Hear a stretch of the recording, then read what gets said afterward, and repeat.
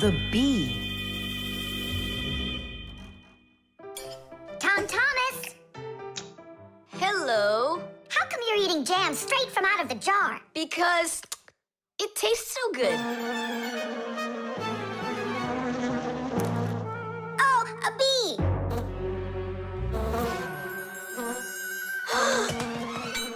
Shoo, get out of here. Leave it alone! It's just a plain old bee! Well, I was bitten by one of those plain old bees once. Tom Thomas, don't do it! Go away, you pest! Flies are pests. Bees are very helpful and useful. How can a bee ever help us out? Bees are hard workers. They are constantly collecting nectar from flowers.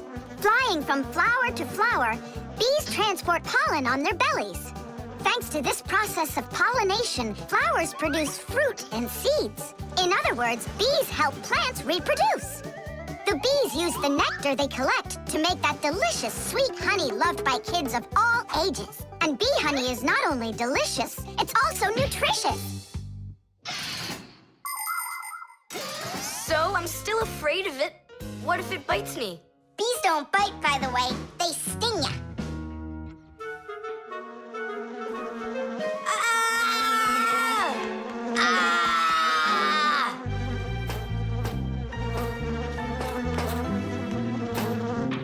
Well, now I'm gonna show ya. Don't! The bee's the one who should be afraid, you tyrant. Yeah, you let it go, tyrant. Why are you calling me names? Who's stopping her? She can fly away if she wants. We need to show her the way out. Well, how? Here, little bee. Fly this way. Why don't you try going? Then what can I say?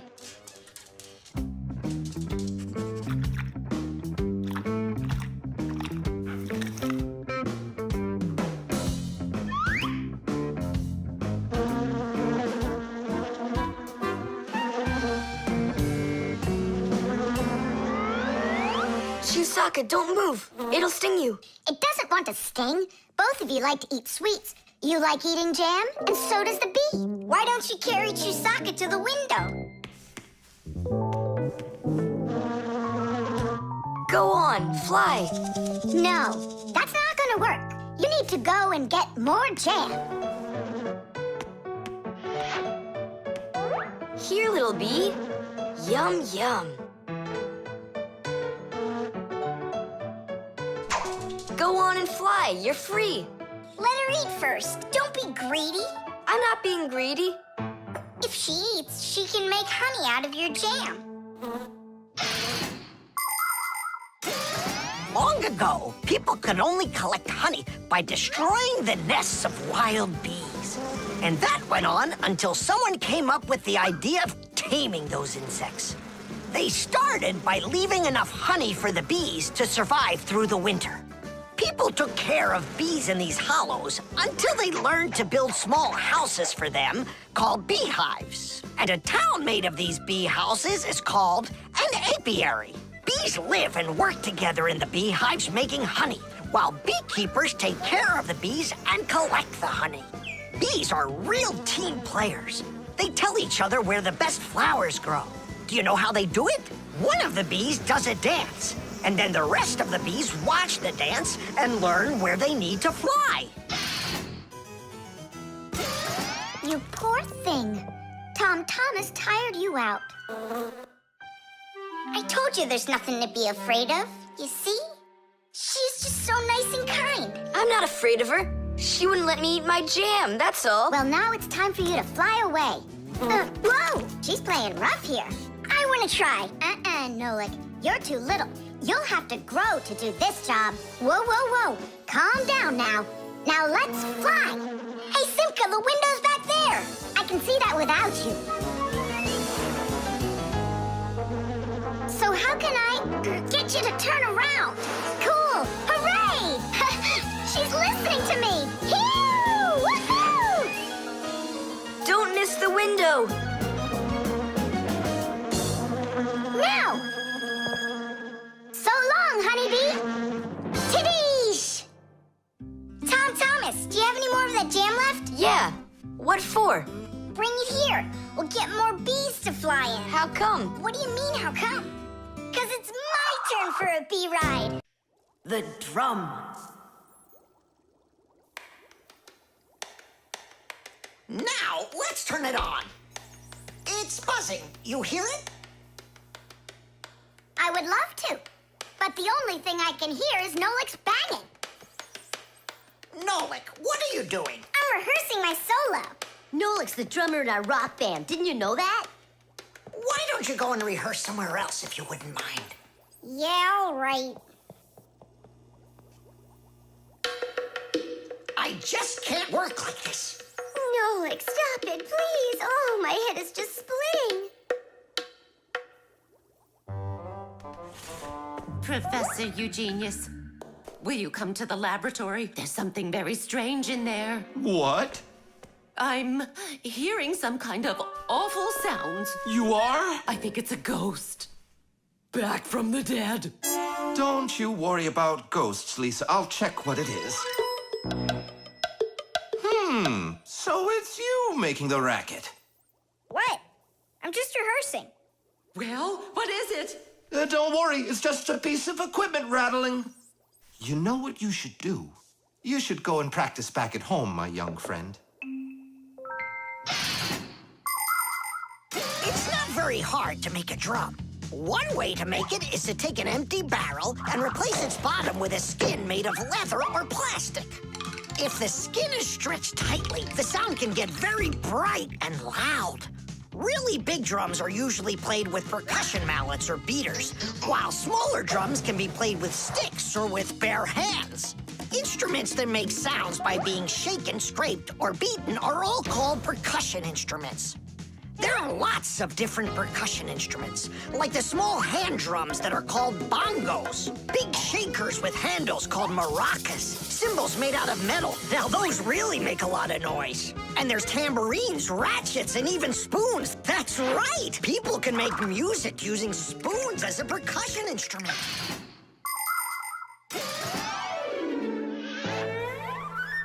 Tom Thomas, do you think I could practice my drumming here? Yeah. Go ahead. I've just got some homework to do. I can do that, and better than you can, too. And what if I play like this, huh? Then I'll go like that, or like that. Ever since I had decided that a drummer's what I want to be, there is nothing that I won't bang on, 'cause the world's a drum to me.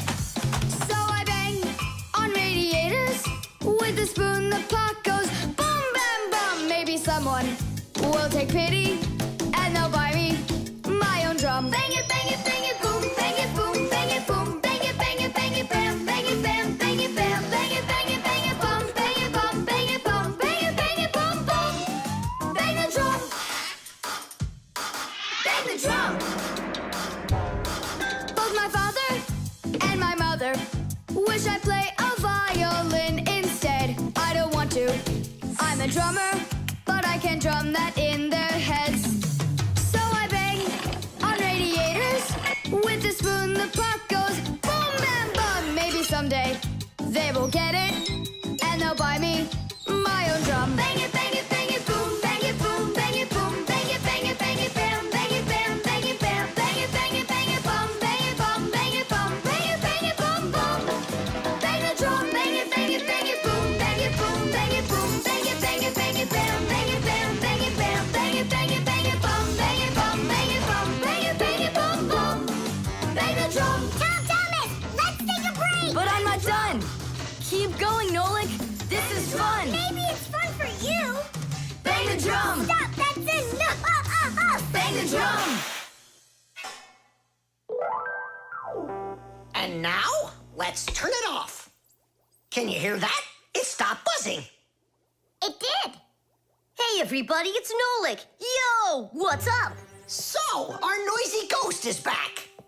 I thought you were practicing at home now. Tom Thomas is drumming there. I had to run away. Well, our excursion is over. And now I would just be so happy to listen to your rock group. Hooray!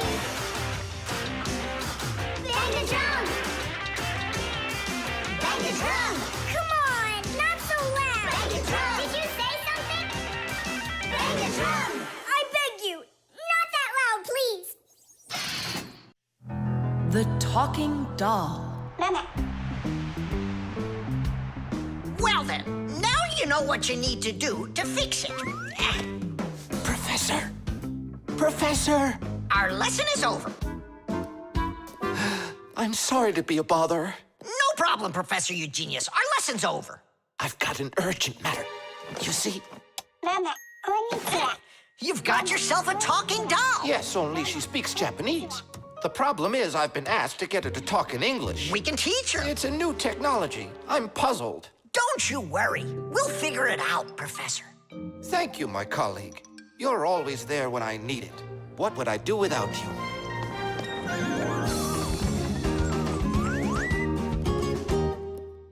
Professor, can you tell us how toys talk? Not now, children. We'll learn about the doll tomorrow. Now it's time to go home.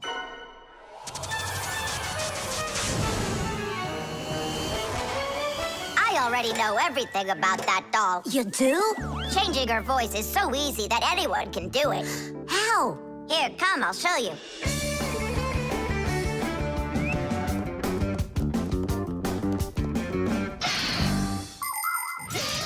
Early talking dolls used to work with a noisemaker inside. When the doll was turned over, air inside the noisemaker got pushed through a squeaker at the end of it, making a noise that sounded like the word mama. Mama. Funny. Today, the noises are recorded onto an electronic chip that's part of a little player inside of the doll. Just press a button, and the sounds start playing. So now dolls can say much more than just mommy or daddy. They can say anything at all.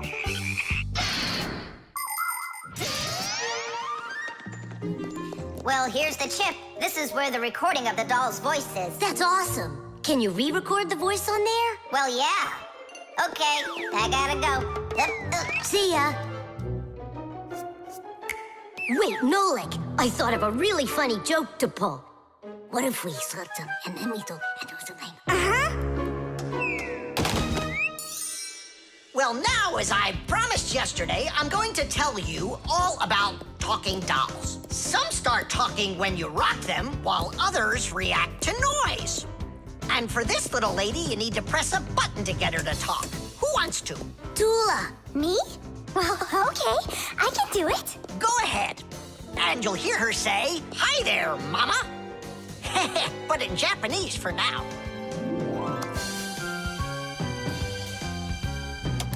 Tula.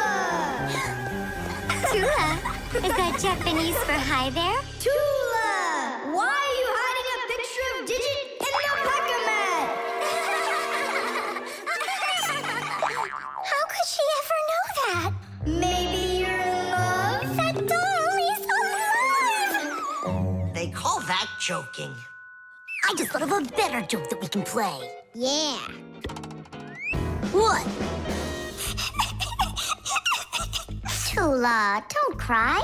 She's not alive. She is alive. I'll tell you who did this horrible thing. It was Fire and Nolik. It's true, but now the joke will be on them. How? It's easy. All we gotta do is go. The smartest Fixie in our class is Digit. Sometimes I think that he knows everything about everything. Professor Grandpus has a lot of respect for him. Digit's always in thought whenever you see him, and he doesn't like when anyone distracts him. He just has no time for fooling around with the other boys. Digit prefers to solve problems using his brains and not his muscles. That's why he can have a tough time in gym class. But he's so sweet that it makes you want to help him. To tell you the truth, Digit isn't always great fixing things with his own hands. But no one understands technology better than he does. If something breaks, Digit can always figure out exactly what's wrong with it and the very best way to fix it.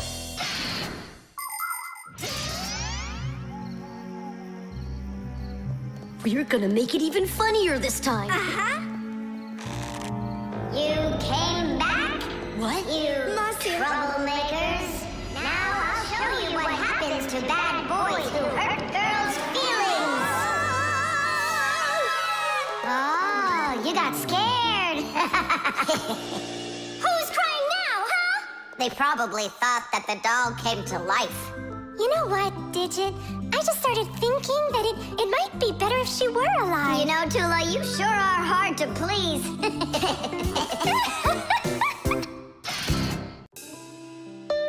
The Stain.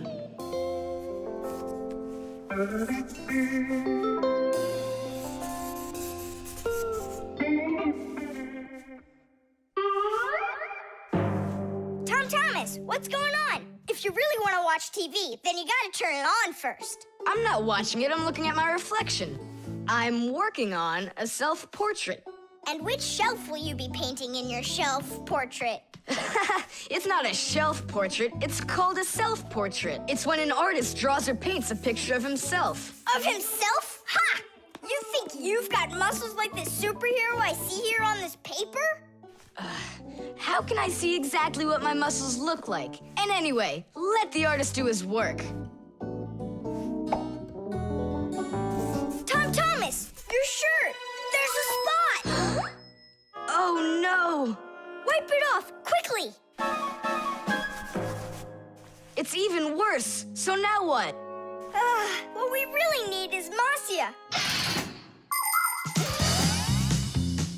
Ordinary dirt can be cleaned off with a brush or washed off with water. But there are stains that are not that easy to get rid of. Stains from fruit need to be soaked in hot water first. Blood stains, on the other hand, should never be washed in hot water. You can clean stains from paint or rust as well. Only for those, you'll need to use a special stain remover. But stain removers should only be used with the help of a parent or other adult that knows how to use them safely. Hey, I know a great way to do it. What do you use to get rid of pencil marks? An eraser. Only this shirt isn't paper. And so what? Let's try it. What's the harm? Now I've got 3 colors to get off. New idea. We should paint over it with this correction pen. With whiteout? Yeah! That was a bad idea. Now I got it. You have to use some water.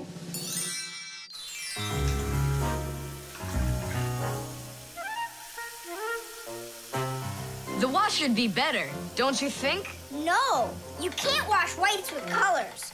And you've got a white shirt with colors all over it. Then how about if we try some more water? How much more can you use?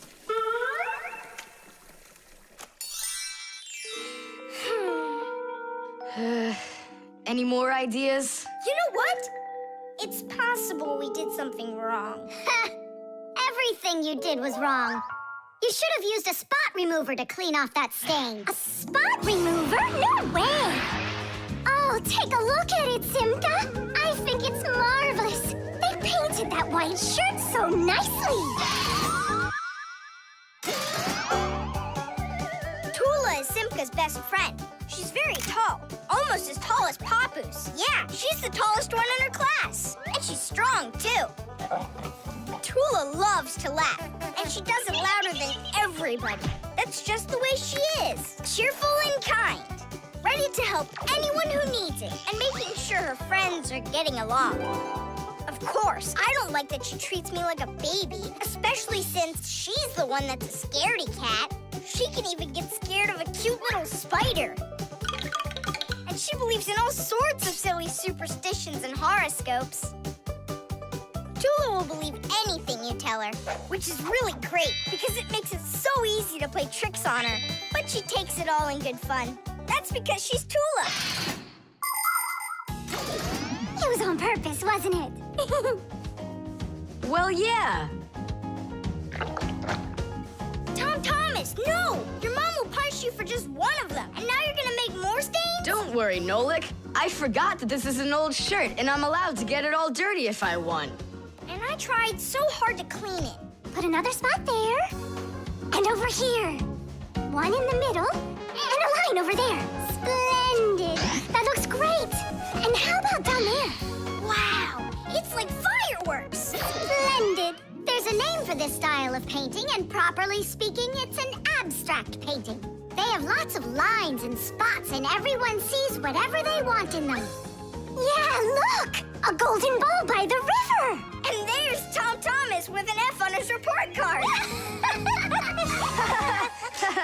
Tom Thomas, what did you do to your room? And your shirt? You know what they call it? It's, abstract art. There's something good in it. I like it. Abstract art. Isn't it great? Ah, my little artist. The chain reaction. Tom Thomas, what you doing? Nolik, leave me alone. No, really. What is that? Quit distracting me, will you? Nolik, look at what you've done. It's all because you wouldn't quit it. Wouldn't quit what? I was struggling with that thing for half an hour and you ruined it. Ugh.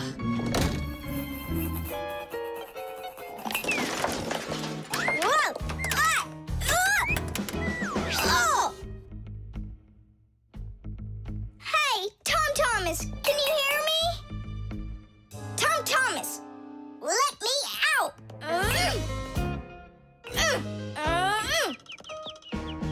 Nolik, is that you banging?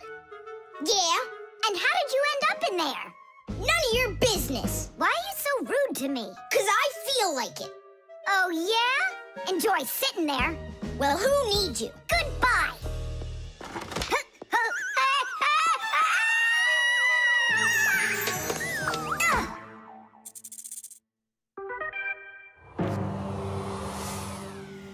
Oh, Simka, what happened to you? Did you bang yourself? And so what? Does it hurt? Leave me alone, Tula. You always have to be fussing over everybody. Come on, why are you so angry, huh? Nolik was rude to me.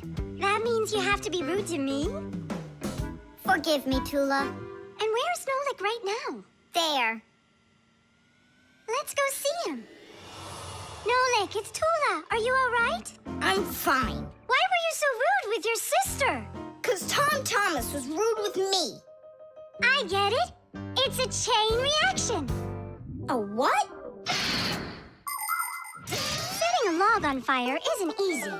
But it's easy to light a match, use the match to light kindling, the kindling to light a twig, and the twig to light the log. Have you ever seen a fire grow? It's an example of a typical chain reaction. So be extra careful with fire, because just one match or little piece of smoldering coal can lead to a huge disaster. Yes, they can make a whole forest burst into flame and burn down to the ground. And all because of a simple chain reaction. I don't get you. What chain reaction? What do you mean, Nolik? Tom Thomas was rude to you, then you were rude to Simka, then Simka was rude with me. So there it is, a chain reaction. Yeah, and the rudeness was like a little spark. It just spread and spread and spread like a forest fire. Will you forgive me, Simka? Yeah, all right. I've got an idea. Why don't we try starting our very own chain reaction the other way around? What do you mean? Well, instead of spreading angry and rude feelings, we could spread happiness. But how? It's simple. All we need to do is smile and say nice things to each other. What a great idea. We could work together and fix Tom Thomas's mood. And I know how. Come help me pick up this domino, will you? Everything in the whole universe is made up of atoms. Particles so extremely small that you can't even see them through a microscope. But when a tiny atom splits, it makes a tiny explosion. And that explosion can start another explosion, and another explosion, and another. And now you've got a chain reaction. And that's how a lot of tiny explosions work together to make the gigantic explosion of an atomic bomb, the deadliest weapon known to man. But atomic energy can also be used for peaceful purposes. For example, nuclear power plants use this energy to produce electricity and hot water. And nuclear-powered icebreakers can break through the thick Arctic ice so ships can sail on their way.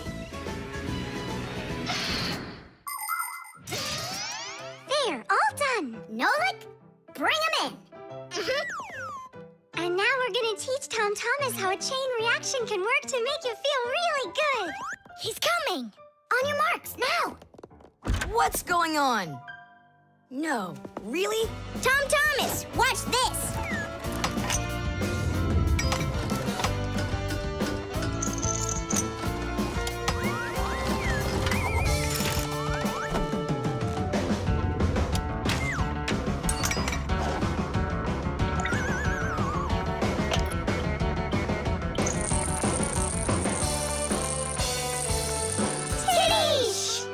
That was so totally awesome! I can't believe what I saw! How did you do that? It was just a chain reaction. What? A chain reaction. The Draftsman. Pew! Huh? What? Hi there, Tom Thomas. What are you drawing? I'm not drawing. This is called drafting. What's the difference? Tell me, is that a circle? Sure is. And that? It's a circle, too. Only it's a rounder one. Of course. That's because I drafted it with a compass. And now I've got a real target. So now I'll load my dart gun. Whoa! Why'd you shoot that thing at me? It was the gun. I didn't even pull the trigger. What? Did it break? Let's open it up and see. There! This little part broke. Let me go find Papoose. He can help you. He can make another one. A brand new one. Wait, I can draft a technical drawing. Will Papoose understand how to read one of those? Are you kidding? Papoose is an expert at everything.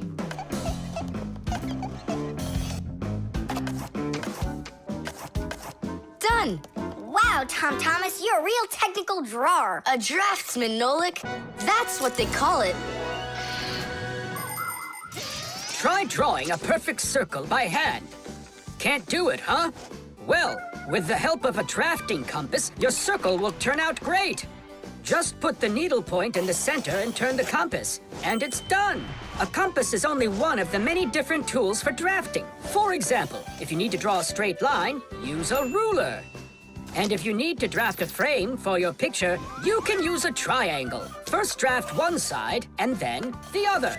And then to finish your frame, just turn the triangle upside down and draft the two remaining sides. You'll get a perfectly squared frame. There are also drafting instruments for making curved lines. They are called irregular curves, or French curves. But actually, now people use computers more and more for drafting technical drawings. Papoose! Huh? What happened? We really need your help. One of the parts broke in Tom Thomas's dart gun. Could you make it? What kind of part exactly? Look, here's a technical drawing. So, you even got a technical drawing. Very good then, let's take a look at it.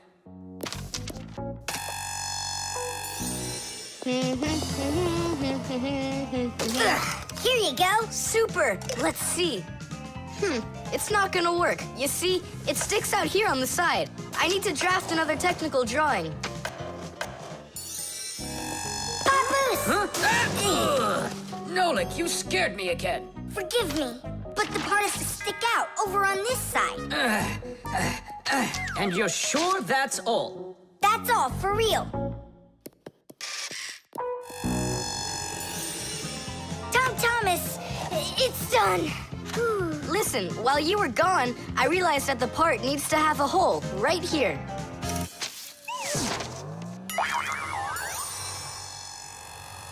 Papoose?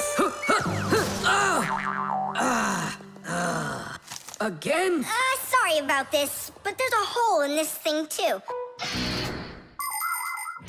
A technical drawing is a special kind of drawing. It has to precisely describe the thing that needs to be made. To do that, the drawing must be very accurately drafted and include all of the measurements. And that's not all. If the object is complex, it must be drafted from at least 3 sides, including the front, the side, and the top. You see? the object looks different from every side. So if you don't want to work over and over again, learn to draft correctly.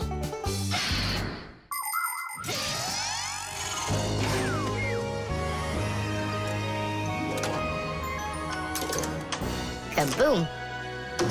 It works. Bullseye! And all thanks to our technical drawings. Yeah, after 3 tries, right? Some draftsman you are. Now I can draft all sorts of technical drawings. Even one of you if you'd like. No, don't bother. Hey, Great. that tickles. Now do me a favor and turn. Hey, what are you doing there? Just stop. What's going on? Now I think I got it. It's done. And what's that circle for, huh? That's the top view. You know what, Simka? That's what you really look like from up here. Nolik, take this over to Papus. He can use it to make another Simka. No thanks, Tom Thomas. For me, 1 Simka's enough. The Ecotester. Are you ready to see my new invention? I just can't wait to show you what it does. Whoa, what is it? An Ecotester. And what is it for? This device lets you check vegetables or fruit, so you'll know if they're safe to eat. To grow apples, tomatoes, or melons faster and bigger, people add chemical fertilizers to the soil. But there's a problem if too much of these chemical fertilizers is used. When there's too much of them, the harmful chemicals get inside the fruits and vegetables, and that makes them very dangerous to eat. An Ecotester is a special device that quickly shows how much of these harmful chemicals have gotten inside of the food. And if the reading is too high, that means you shouldn't eat it. As you can see, the Ecotester shows that this apple is good. Well, let's see. Look, this one is safe too. Ugh, it's not interesting this way. These apples are all safe. Now let me take this delicious apple and, make it bad. We will inject this apple with a harmful amount of nitrates. How come? What do you mean, how come? So we can see how the Ecotester works.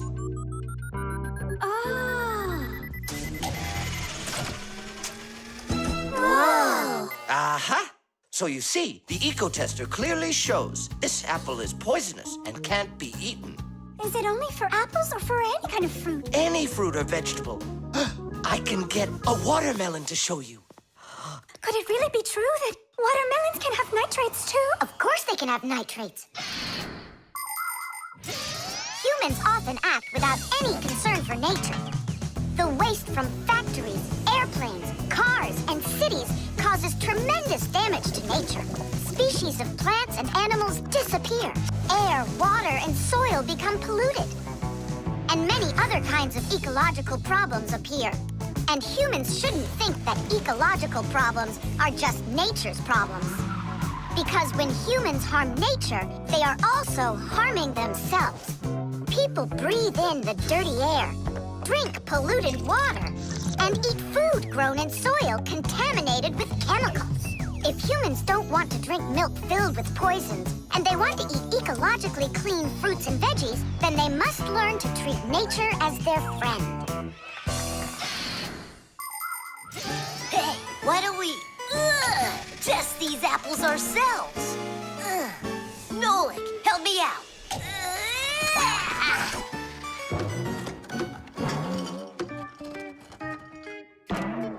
Oh, it rolled away. I don't care. That apple's poisoned with nitrates. Oh, apples.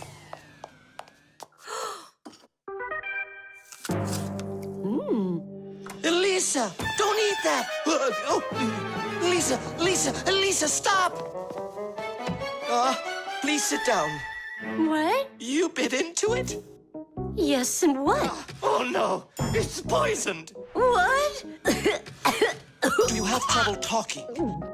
Oh, yeah. You feel faint? Oh, I'm fainting. Elisa, hang in there. What? There's no poison in that apple she ate. Oh, my assistant. Oh no, I've poisoned her. Oh, Lisa, please. There was no poison in that apple. Oh no, he didn't hear us. What should I do? I know how to make him hear. Hello? It's an emergency. It's a case of poisoning. Not me. I poisoned someone. Yes, with an apple. Fire. Poison. Oh. Professor, this apple has no poison in it. The bad one rolled away onto the floor. Did it really? This is just fantastic news. Can you see me, Elisa? I can't see anything. How's that? I see you. I can see you. I can see again. I have great news. There's no poison at all in this apple. Are you sure? It's perfectly fine. Here, take a look. The Ecotester shows that there are no harmful chemicals inside. It's wonderful news. This is one excellent apple. And nutritious. This appliance of yours is simply wonderful. Now she'll say he's a genius. Professor, you are a genius. Thank you for saving my life. Oh, it was nothing. Actually, it was Nolik. He saved her life. I did? Dropping the watermelon was your idea, wasn't it? Ah, you're right. I saved her life. Knots.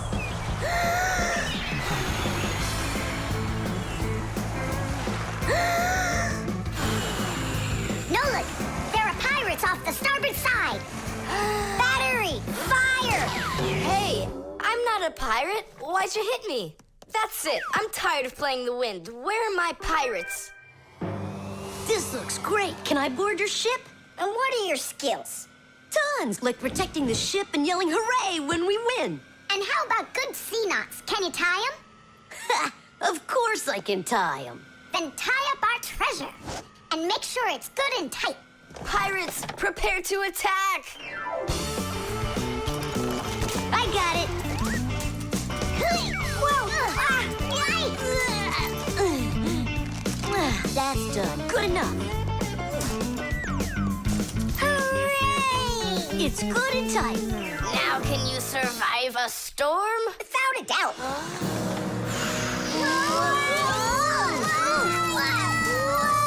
Our treasure! It's sunk into the sea. That was my mom's necklace we sunk. I'll pick it all up, don't worry. No, thank you. We'll manage ourselves. He calls himself a sailor. Go and learn to tie some knots. Try tying 2 ropes into a knot. You think it's easy? A badly tied knot will untie itself before you know it. Here's one way to tie it right.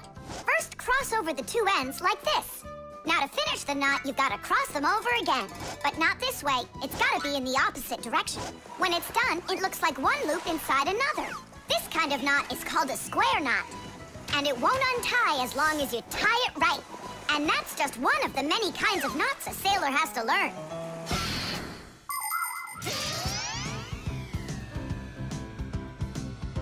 Oh! Okay. I knew I could tie it. Now what else is there to practice on around here? I found some more of our treasure. Here's another one. That's 19, but we're supposed to have 20. I know it because I counted our treasure. So what happened to the last one? Well done there. So what else could I tie? Perfect. I even remember what it looks like. It's a different color. It's a bright red one. Oh, Mom's gonna notice right away that the red one's gone. I gotta go find it. Yeah, I think it's on the floor. Who tied my laces together? I was just practicing, sorry. And what else did you tie up to practice your knots? Not sure you want to know. You're funny. Let's go untie them.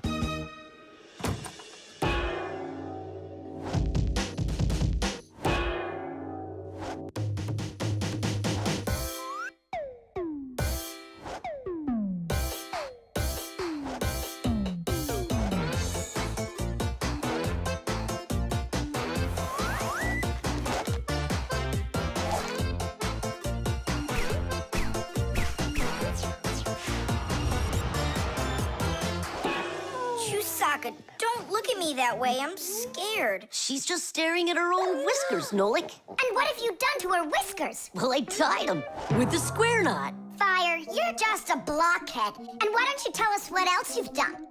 Well, okay. I tied a decoration on her tail. That's where it is. We were looking everywhere for that thing. Fire, go and fix everything you've done. Chewsocka, don't run away. Don't be scared. We just want to untie the knots.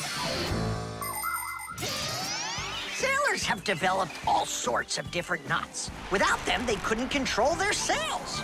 But we couldn't get by without knots on land either. Mountain climbers use tightly knotted ropes to help them climb and keep them safe. Fishermen tie hooks to their fishing line using special knots. You can't even pitch a camping tent properly without making a knot. When people sew, they tie knots in the thread to hold it in place. And doctors use knots when they stitch and bandage a wound. And a tie wouldn't be a tie if you didn't tie a knot in it. Sneakers won't fall off your feet. And the laces won't drag on the ground if they're tied with a proper knot. But sometimes things can get knotted up by accident. And that's one time when you don't need to know how to tie knots, but how to untie them. All aboard! Like that. Now the only thing left to do is tie a knot. Should I tie it? Are you sure it won't untie? You're joking. Why don't you go ask Chewsocka? If I can tie a knot like a sailor. The clocks. Go around. Left side. That's crazy. You'll crash. No, I won't. See, I told ya. What? Huh? Nothing. Now you talk with your computer like it's your friend. Listen, that's enough playing for today. Oh, Mom, just a little more.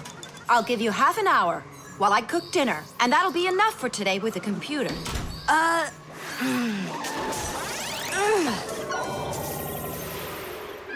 This stinks. I'll never get through all of these levels in half an hour. No way. Hey, but what if we could stretch out the half hour? How? We could take the hands on the clock and move them back a little. Mom will catch us. Fine, then let's slow down the speed of the clocks. Yeah, But how? You gotta know things like that. Since olden times, many clocks run with the help of a pendulum. The pendulum controls how fast the hands of the clock turn. If you make it longer, the pendulum will start to swing slower, and the clock's hands will slow down. If you make the pendulum shorter, the clock will tick faster. Most clocks that are made today don't use pendulums. They run with the help of springs or with an electronic chip instead. But even so, there are ways to change the speed of these clocks, too.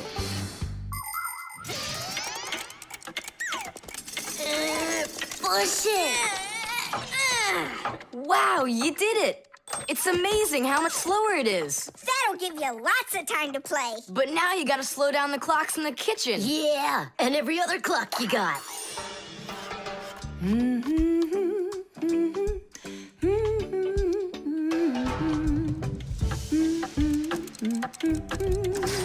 I just have to turn this to make the pendulum longer. Uh-huh. And now the clock will go slower. Tadee! Fire! Now that clock over there. Let's go do it. That's it! We slowed down every clock, and your mom didn't see a thing. That's great. Yeah. Wow, Tom Thomas, you're cool!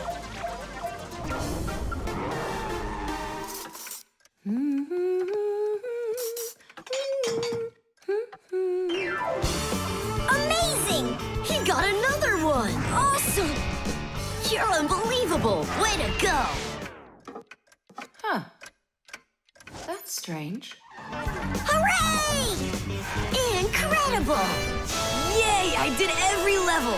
Oh, thanks. You're both just... The time masters of the universe! Yeah, but I'm getting really hungry, and Mom hasn't called me for dinner. Because a half hour hasn't passed on the clock. Hey, do you smell that? Something is burning. What happened? A fire? I don't get it. I was just waiting for 30 minutes like I always do, but everything burned this time. Maybe the clock stopped? No, take a look. They're working. Oh, I'll make you some oatmeal. Oatmeal for dinner? Mom, I need to, I'll be right back.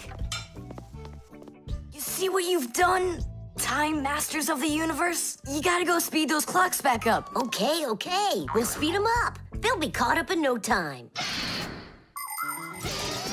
Humans have come up with lots of different ways to measure time. For example, if you stand a stick in the ground, you can measure the time of day by watching where its shadow falls. That's a very simple clock called a sundial. Another simple and ancient clock is a water clock. It keeps track of time by measuring how much water has poured out of it. And if the clock uses sand instead of water, it's called an hourglass. But humans weren't able to accurately keep track of the time until they invented mechanical clocks. They come in all sorts of sizes, from grandfather clocks to watches worn around the wrist. Today, we also have easy-to-read and accurate electronic watches and clocks. But the most accurate clock of them all is the atomic clock. It tells the entire world the exact time.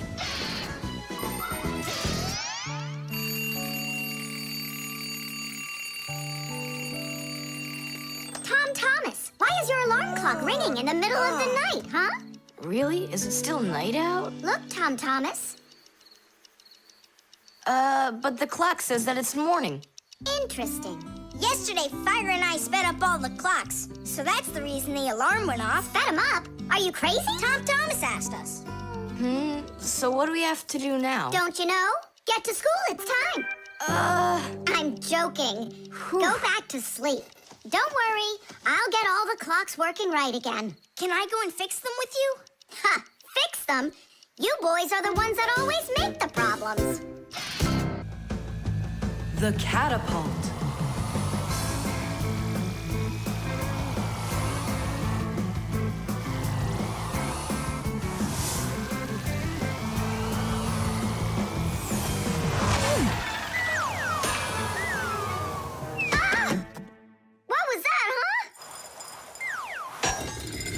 Strange. Thomas isn't here. There's no way these toy soldiers could have shot it themselves. Now that was a good shot. It wasn't real long, and not high either. And off target. It was pretty awful. It was good, but awful. I got it. So what do we do? We need to raise it up a little higher. Hey, Fire, Nolik! Why in the world would you shoot at a Fixie? Fixies, they're supposed to be in school right now. Actually, I'm on my way to school. How about you, Fire? Why aren't you in class? Because there it's totally boring. But here, look at what a cool shooter we found. Ha! What did you call it? You've got no idea what this is. It's called a catapult, guys. A cat with gold eyes? It isn't a cat with gold eyes. It's a catapult, guys. Catapults are ancient propulsion machines. They were used to shoot stones, heavy arrows, or barrels with burning tar. The main part of the catapult is a special piece of rope. It is twisted very, very tightly like a spring. The rope is then wrapped around a big spoon. And then, if you pull the spoon back, put a stone in it, and let it go, the catapult fires a shot. Ooh, and the stone flies far, far away. Uh-huh. All right, so here we go. Ha! Came up short. What do you mean short? What are you aiming at? You'll see. The spoon needs to go further back. Just a little. Guys, you're gonna break the glass. Nolik, now push. All right. Yes, right on target. Now let's fly out into space. Wait, what space? What kind of flying? Who's gonna fly? I'm gonna fly. Right out the window. Right up to the moon. First fixin' onto the world, Nolik. Are you ready for your flight into space? Yes, sir. Nolik, get out of the spoon now. I'll be the first Fixie on the moon. Yeah. Nolik, enough of this. What kind of joke is this? It's not a joke at all. He's gonna fly into space. And how come it's not you? Because he's lighter. Hold on. Humans didn't go straight into space themselves. They sent dogs out there first. Nah, Chewsocka's not gonna fit in here. Simka, why don't you go and let us finish? Fine, I will go. But only after Nolik finds himself a helmet. You're right about that. I'll go find a helmet.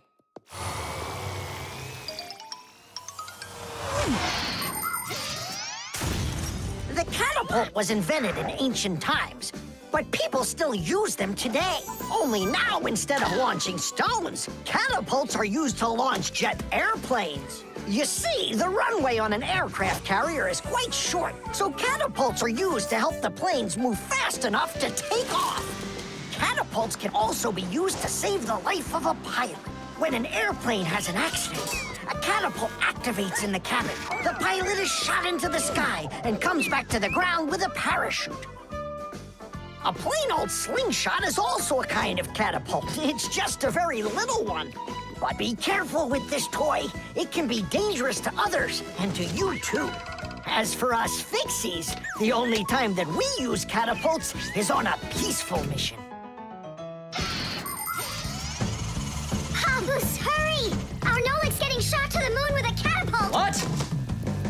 And if I meet new Fixies up there, what should I say to them? Hi there. And you can ask them to launch you back. So, Let's do it! Fire! Launch it! Stop! Don't! Simka! Nolik! I'm not getting out!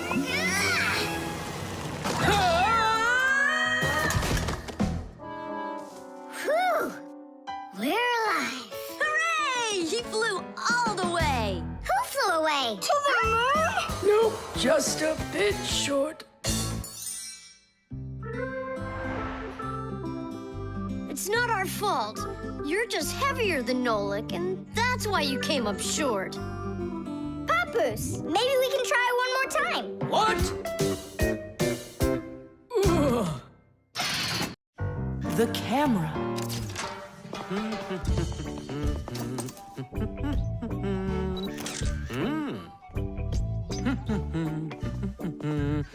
Stop right there and let me see how pretty you look today. Well, just don't tell that to the elevator. Bye-bye. Check it out, Nolik. Class, huh? You're not gonna get in trouble for doing that? No. My dad gave me permission to take a few pictures with his camera. No, I mean the picture. You're sure that your mom and dad will like that you took it without asking for permission? But look, what a good picture. You know what, Tom Thomas? You're like a regular paparazzi or something. Paparazzi. They're the ones that take one photo and get millions, aren't they? You're right. And don't care about anyone except their photo paparazzis. Did you ever wonder how a photo camera works? Let's say you want to take a picture of nature. The light that's outside goes into the camera's lens. That's the glass eye on the front of the camera. The lens takes the light from the scene outside the camera and turns it into a tiny picture that's inside the camera. Then the picture is recorded onto a special electronic sensor called a matrix that's sensitive to light. Click, and there's your photo. What a great idea. Now I know. I'm going to be a paparazzi. Hey, what about your promise? What promise? To never take a picture of us. We're a secret. Stop! Hey, relax. I'll delete them all later. Tom Thomas, stop this right now. I won't until I get a photo of you. Nolik, let's run. You can't run from me.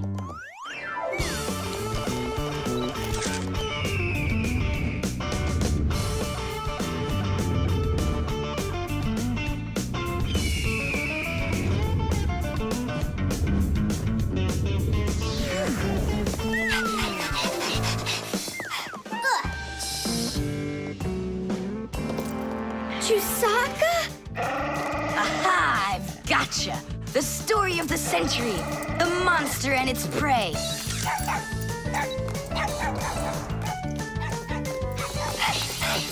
Tom Thomas! Help! No, he won't help, because he's a paparazzi.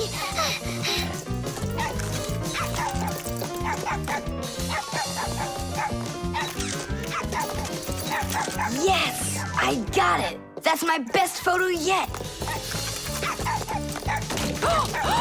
What's all this noise about? Awesome shot! The first cameras were invented almost 200 years ago, but they worked very slowly. If you wanted to have your portrait taken, you'd have to sit still for a whole hour. After film was invented, cameras got much faster, and it became possible to take about 10 pictures a minute. On a piece of film, everything appears to be backwards. Black parts of the picture are white, and the white is black. It doesn't look normal until the picture is transferred from the film to a piece of photographic paper. Now people shoot pictures with digital cameras that work without any film at all. You can look at what you shot instantly on a screen to see if you like it. And if you don't like it, you can try shooting another one. And today, you don't even need a separate camera to take pictures. Almost every mobile phone has one.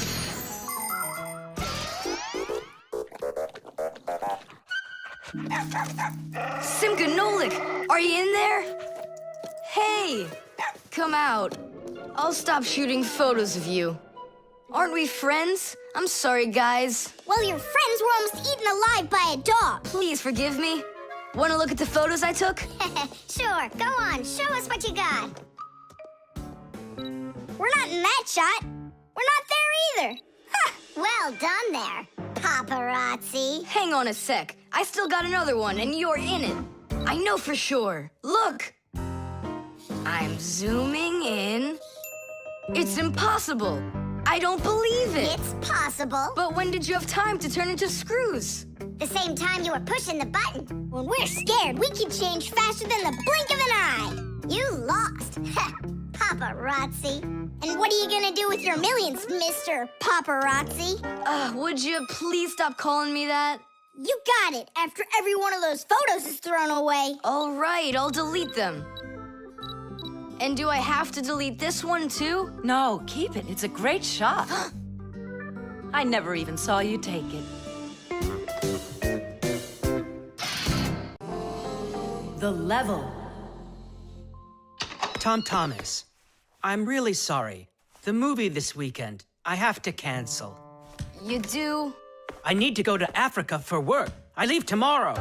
Oh, cool. You think I could go with you? To Africa? Can you even find it on the map? Africa. Here we go. No, you're still too little. When you grow as tall as the top of Africa, then I'll take you with me.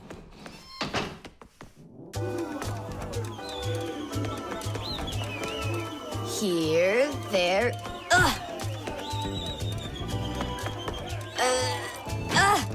Tom Thomas, what you doing down there? I want to know if I'm as tall as the top of Africa or not. Well, do you know your height?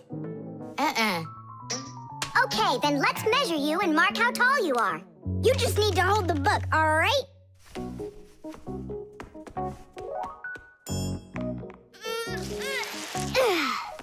Simka, how do we measure what's higher? The top of Africa or this line over here?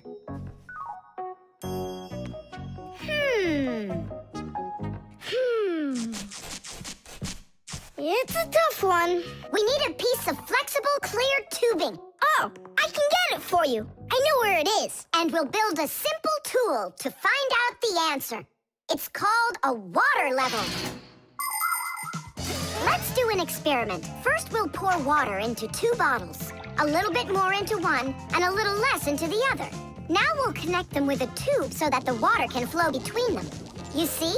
The water flows and flows, and then it stops. It stops when there's the same amount of water inside of both bottles.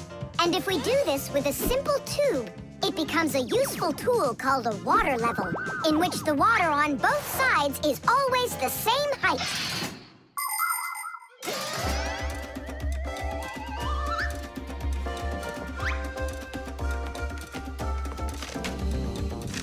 I'm gonna watch the water level on this end, all right? Be careful how you lift it, or the water can get out. Nolik, what's going on? The water inside the tube is even with the line. There you go, Tom Thomas. Where the water is right now is how tall you are. And? Well, it looks like Tom Thomas isn't quite tall enough for Africa. What if we hold the tube a little higher? You can try if you want, but the water's gonna stay where it is. See? The water level on your side always stays the same as on the other side. I'm not getting that tall for a while yet. And what if we just lower the map a little? That wouldn't be honest. But it would be clever. There are a lot of great proverbs, but my favorite one is measure twice, cut once. And to measure things right, you need measuring tools. The simplest one is a ruler. With its help, we can find out the length of an object. A watch can tell us how much time has passed. A speedometer shows us how fast we are moving, like in a car or on a bike. An electric meter keeps track of how much electricity we are using. A decibel meter can tell us who is screaming or stomping louder. And a beam compass is used to accurately measure the size of a coin or a hole. We couldn't get by without wonderful tools like these. If we didn't measure the things we are building carefully, everything around us would just come loose and fall apart. Uh-oh. Dad! Dad! Look, Dad. That's strange. Looks like you are a little taller. Does that mean you'll take me with you? Yeah. Are you ready? Yay! But everyone who goes to Africa has to get vaccinated. You're okay with that, aren't you? I need vaccinations to go? Are you sure? Yeah, there's one against malaria, tsetse fly, crocodile bites. Altogether, there are 10 shots. 10 shots? Yeah, 10. Oh. Dad, you know, I was joking. After you left the room, I moved the map down. Okay, I see. And I was joking about all those shots you need. What? You mean you don't need to get shots? You gotta, just not 10. So how many? 9 of them. There's no vaccination anywhere to stop a crocodile from biting you. Reflexes. Add this to that. Now what do you get? 3. Don't you remember? Bark, bark, bark. All you have to do is bark 3 times. That's too hard a trick for Chewsocka. Maybe you could teach her to jump through a hoop. I already tried. She just sits there. Come on, Chewsocka, give it a try. Try showing her this sugar. Chewsocka. Alley-oop. Come on, jump. See you, Tom Thomas. It's time for us to go to school. See you later, animal tamer. Great job, Chewsocka. Our lesson for today is on the subject of reflexes. I'll write it here for you. What's the lesson? Someone's late again. Ah, colleague, my glasses are gone. Are they here? They're right there on your forehead. Ooh, how about that? Forgive me for interrupting. Let's continue our class. And so, Thanks so much. so you turned into screws again. Does anyone know why that is? Because we have to hide ourselves from humans. But you don't have to hide yourself from Professor Eugenius. But we didn't know it was him at the door. Right you are. You had already transformed before you had time to think. And that's what we call a reflex. To explain it in simple words, a reflex is when our body reacts to something automatically without needing any time at all to think about it. When we touch something very hot, we instantly jerk our hand back. When we're about to fall, we swing our arms and legs to try to keep our balance. Just imagine what would happen if we started thinking how and in which direction to move them. So it's fair to say that our reflexes help to protect us.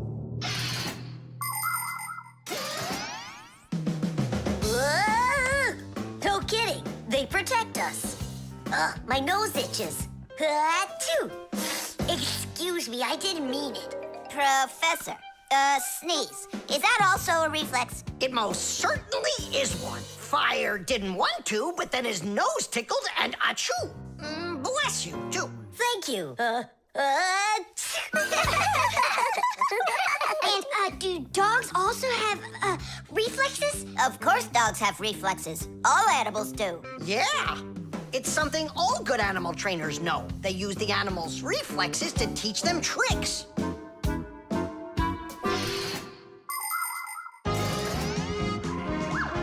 Many humans teach their pets lots of commands, like to bring a ball, to count, or even to dance. But to train a pet, you gotta know what to do. A good animal trainer always has plenty of treats handy.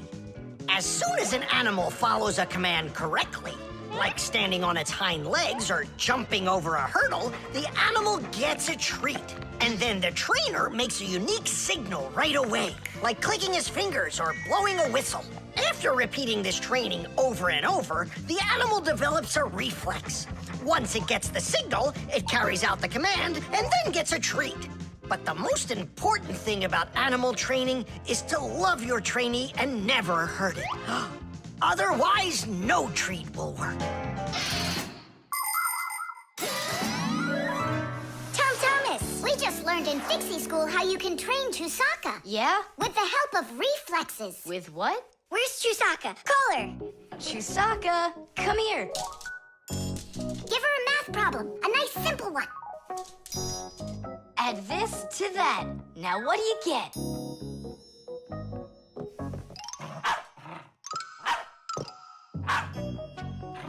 It's a miracle! 3! You got it! No, it's not a miracle. Science is what it is. You know how Chewsocka barks whenever she sees a Fixie around. That's what we call a reflex, you know. I understand. And do you know how I can teach her jumping? Well, we didn't figure that out yet. Wait a sec, I know how. Chasing Fixies. Isn't that one of Chewsocka's reflexes? Probably, That's although... great, so let's go and train the dog. Nothing's ever too much for a good friend. Chewsocka.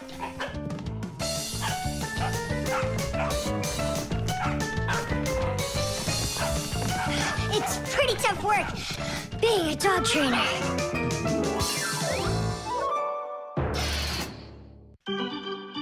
The team.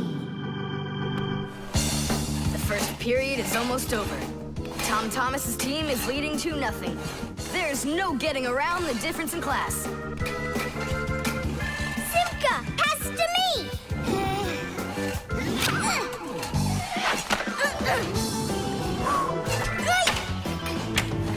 Simka, over here!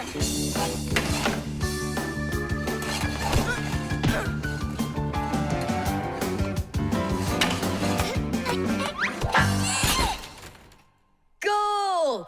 3-0. And that's the end of the period. Time for the teams to take a break. This isn't a fair game. There's 6 of these guys and only 2 of us. Go ahead and call your classmates. I'll still outscore you. You sure about that? Uh-huh. Well, Tom Thomas, you asked for it. Young Fixies take classes and study just like human kids. But Fixie schools are quite a bit different than schools for people. To begin with, there are no more than 10 students in a room. In Simka's class, for instance, there are 6, and the children don't study in one place. On one day, the lesson could be inside a refrigerator, the next day in a computer, and the day after that in a vacuum cleaner. This is the best way for Fixies to learn all about them and put their new knowledge to the test. But the most important thing is that they have to learn to work as a team and help each other. Stronger Fixies helping weaker ones, and older Fixies helping younger ones. This is a must for Fixies, because appliances are so very big that if we didn't work as a team, we little Fixies could never get by. As the second period is about to begin, our full team comes to the ice. Huh? Introducing the engine of our class, Fire! My motor's roaring. And now the brains of our class, Digit! Okay, what's the score? Now here is the spirit of our class, Tula! Could I be our goalie? And here she is, the face of our class, Verda! And oh, what a cute one. So you want to quit, Tom Thomas? I'm not afraid of you.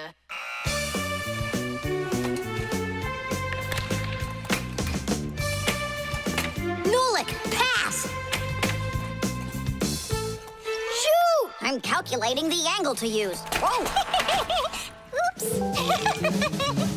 Pass it quick! Quit sleeping! If you're gonna scream at me, I'm not going to play at all.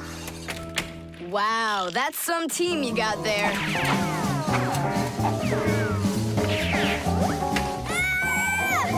6-0. It's a blowout. Now the intermission before the final period. We're missing something here. I can tell you what. You mean confidence? Calculations? Elegance? I know speed. What's missing here's teamwork.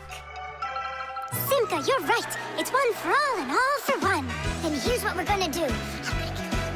We got it!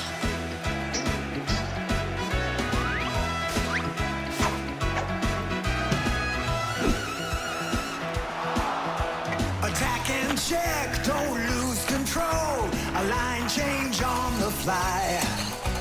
The puck is zooming towards the goal to score and break the tie.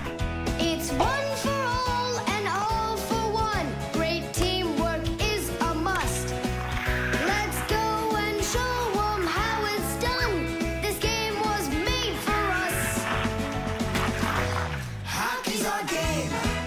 Hockey, hockey's our game. Hockey, hockey's our game. Hockey, hockey's our game. Hockey's our game. Hockey, hockey's our game. Hockey, hockey's our game. Hockey, hockey's our game. Hockey's our game. Hockey, hockey's our game. Tell me again, what's the name of our game? Hockey. I can't hear you. Hockey. Oh, hockey's our game. Hockey. Hockey's our game. Hockey. Hockey's our game. Hockey. Hockey's our game. Hockey. I love that hockey. Hooray! We won, Tom Thomas. What do you say now? How did I get creamed like that? 'Cause you're by yourself here, and we are a team. Team! The Keycard. Whoopa! Well, Professor Eugenius, your kennel's back in action. Tiddy! Ah, why, thank you. I've been longing for a cup of tea. Yes. There's no tea left in here. Then I'll go ask Lisa if she has some. Look! Professor Eugenius! You forgot the key! The key! Don't close the door! Simka, you must be joking. That's a key. This is nothing but a plastic card. But it is a key. A special kind. It's called a Keycard. To open up a combination lock, you need to enter a code in the correct order. That means if you can't remember the code, you can't open the lock. But if the lock uses a key card, there isn't any code to memorize because the code is held inside the card's memory, and the lock can read the code from the card. Of course, key cards don't work with any lock. They have to be smart locks that are able to read electronic codes. When the smart lock reads the correct code, it opens right up.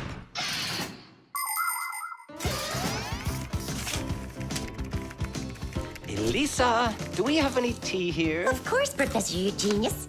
Wonderful. I'll take one bag then. Oh, I left my key inside the lab. Can I borrow yours?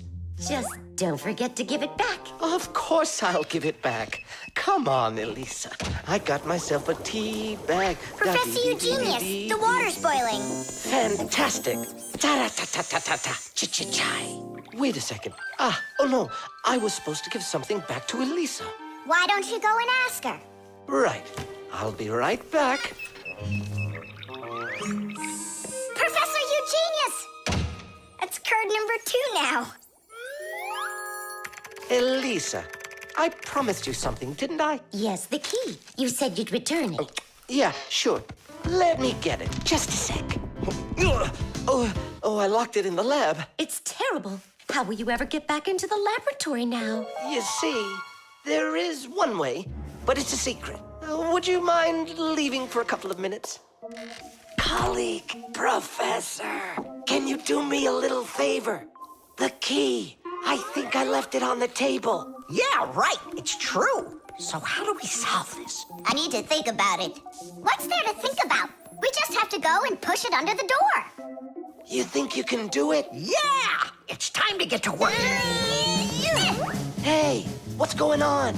Oh, were you just calling for me? Yeah, no, Lisa, not for you. It's so heavy. Do you know where Digit ran off to? Ugh.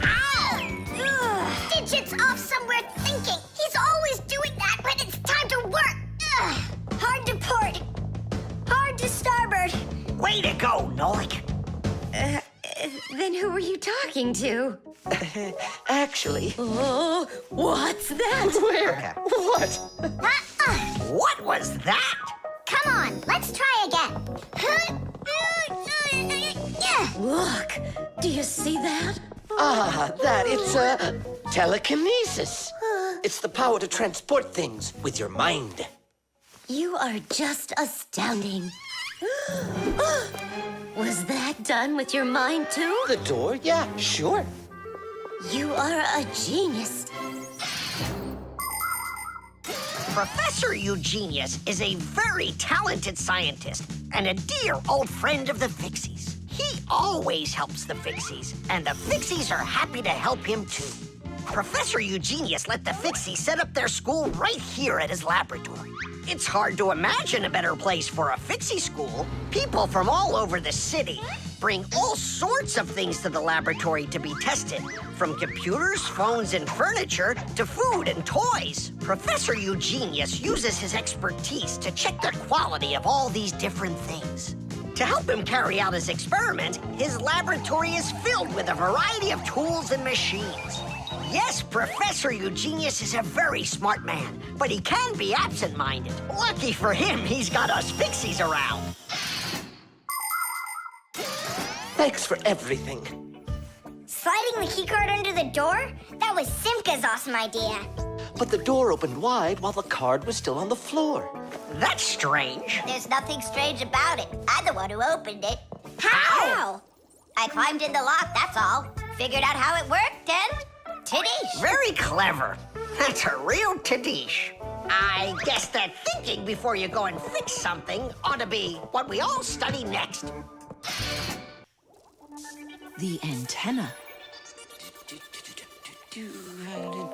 Wow, is this cool or what?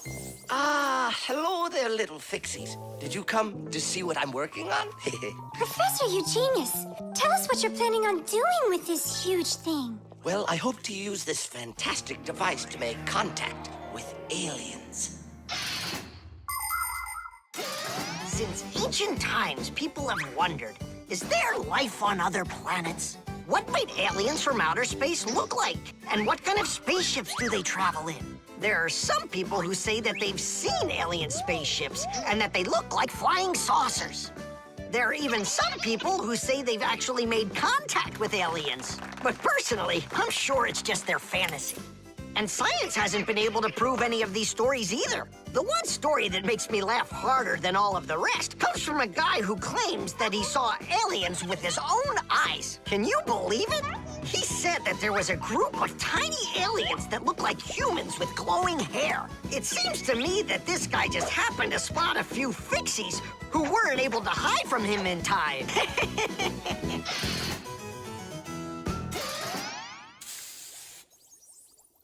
It's ready. If I could talk. And now what? If the aliens are out there flying by the Earth, they'll see this plate, get hungry, and come for food? Aliens don't need a plate like this, silly, when they've got plates that fly, flying saucers. You're both silly. This thing isn't a plate at all. It's an antenna. Antenna? Antennas help people receive radio signals. They come in all sorts of shapes and sizes, like this, or this. To pick up a signal that's very weak, Powerful antennas that are shaped like large dishes work the best of all. When radio waves hit the dish, the waves all bounce off of it and gather together into one point. This makes the signal stronger and clearer. The most powerful dish antennas can even pick up signals from outer space.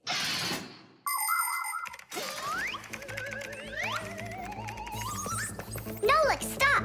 You'll burn yourself. Don't treat me like a baby boy, okay? Interesting. I wonder what's inside of there. Do you know? Why don't we go and take a look? I was only trying to help him out. No need, Nolik. The soldering iron is way too hot, and I'm practically all done here. Ta-ta. Then let's start looking for those aliens in outer space. Just 1 second, Nolik. There. Uh-oh. And now,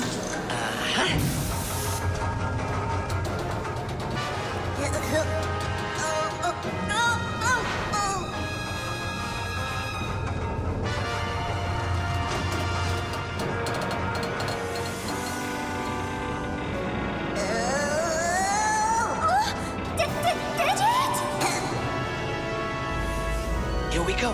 Nolik, Simka, let's see if we can pick up signals from outer space. What do you think? Is it night right now, where the aliens live? What if they're sleeping? Quit bothering the professor with your nonsense. Let us out right now. Can't you hear us? Please let us out! I'm afraid there's no way they can hear us from this far away. I can't hear any signals. It just sounds like static. Be patient, you guys, and keep listening. Digit, we all know how clever you are. Can't you think of a way out of here? I think I got it, Tula. You stay there. Yeah. I'll use a special code I know to send a signal that we're in trouble. Wait a second. Do you hear that? Could it be a signal from the aliens? Hooray! This is sensational. It means that somewhere in the cosmos are intelligent forms of life. 3 dots, 3 dashes, 3 dots. Ooh, it's Morse code. It's a signal for help that they're sending. You don't think the aliens are in trouble, do you? Yeah, I think so. And who do you think they learned Morse code from out there? Yeah, that's strange. There are hardly any Fixies that know that code. Digit does. And where is he, you know? And where's Tula? Well, I think I know exactly with which aliens we made contact. I think I know it too, Professor. Lower the antenna.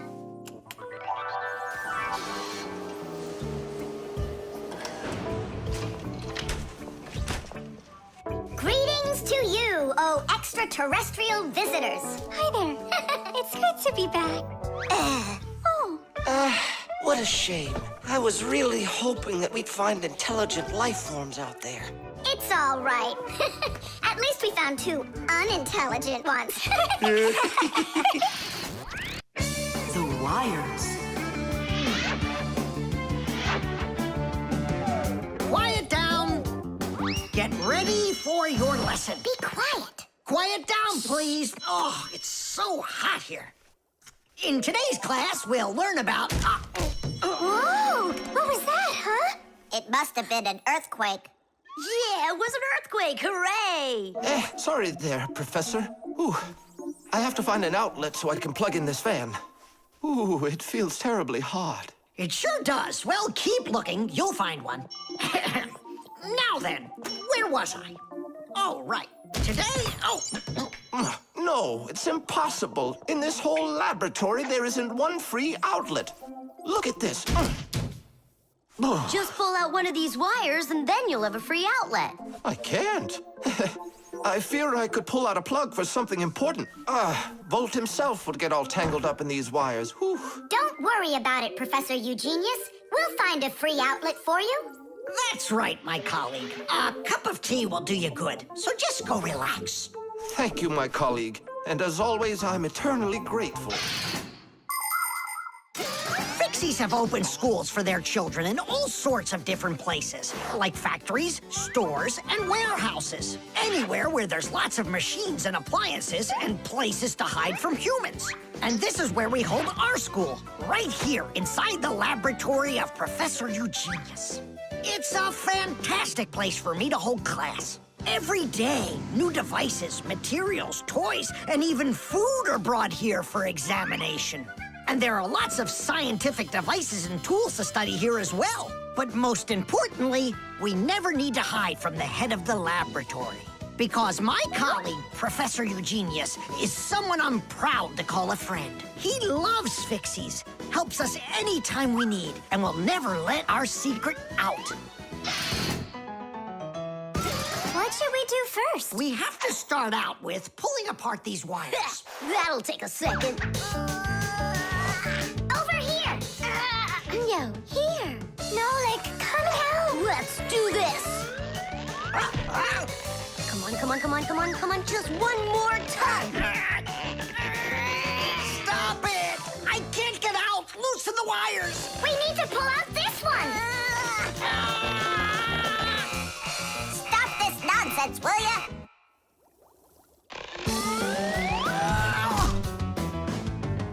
Thank you, Digit. Tidish. Well, the way I see it, in order to get the knot out that's over here, we need to expand the loop that's over there. And then push that wire through it. And then do it again from the other end. That's it. Very good, girls. Hey! Now pull it hard. Perfect.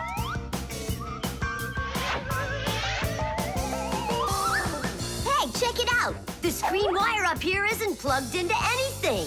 Then no one's using it. So that means we should go and pull it out from the outlet. Got it!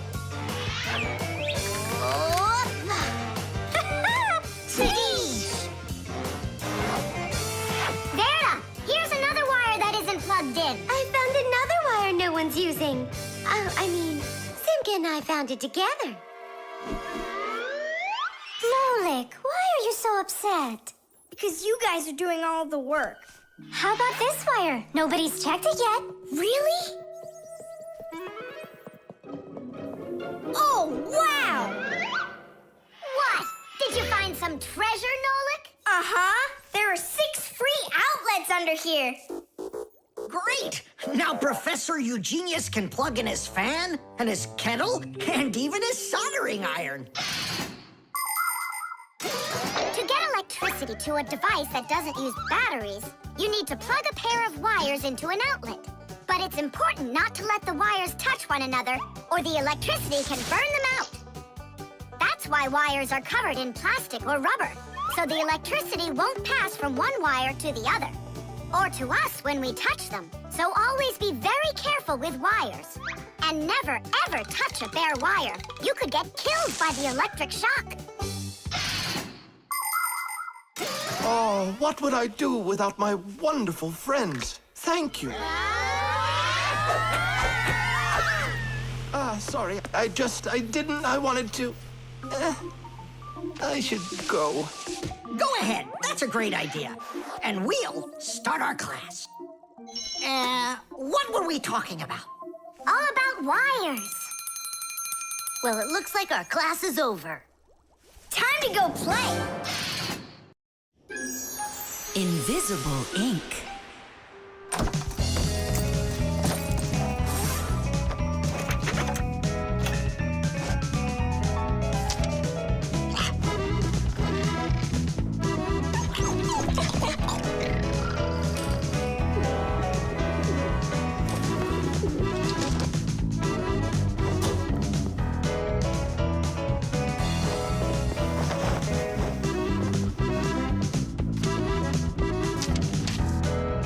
To Tom Thomas. What is it? A note? Who's it from? It's from no one. Ah, is this no one a girl? Hey, tell us, what did she write to you? I don't know. Well, then let's take a look at it. No way. It's a secret.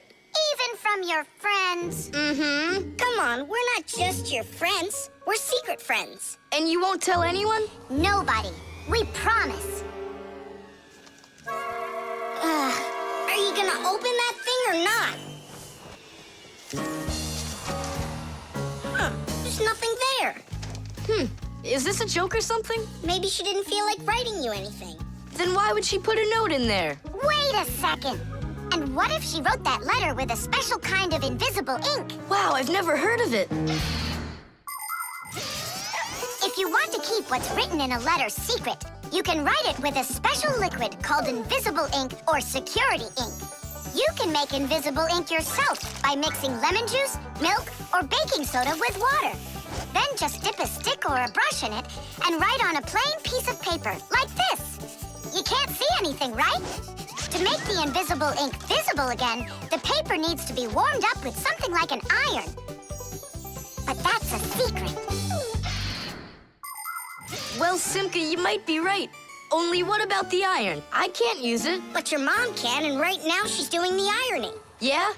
Well, that changes everything. Hold on! If that really is a secret letter, then no one should be allowed to see it. Even your mother. What can I do then? Ah, I know what.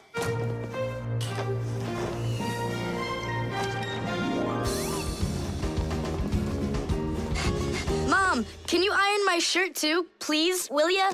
What's wrong with it? There's nothing wrong, it's just that the pocket's wrinkled. Ah, sure, I'll do it. Since when did you start worrying about things like this? All done. Thanks, Mom.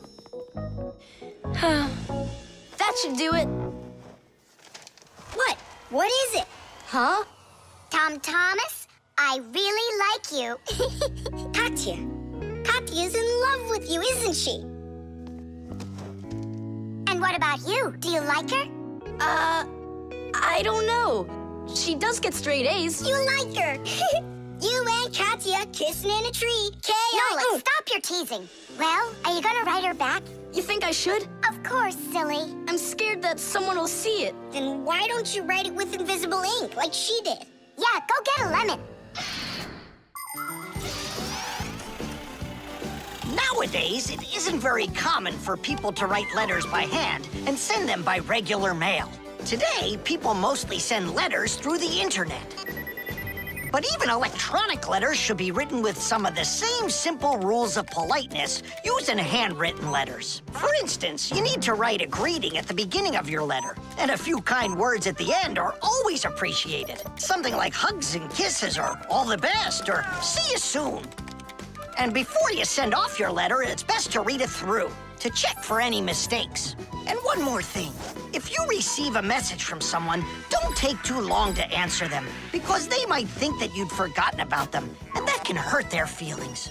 To say it simply, when you write, be polite.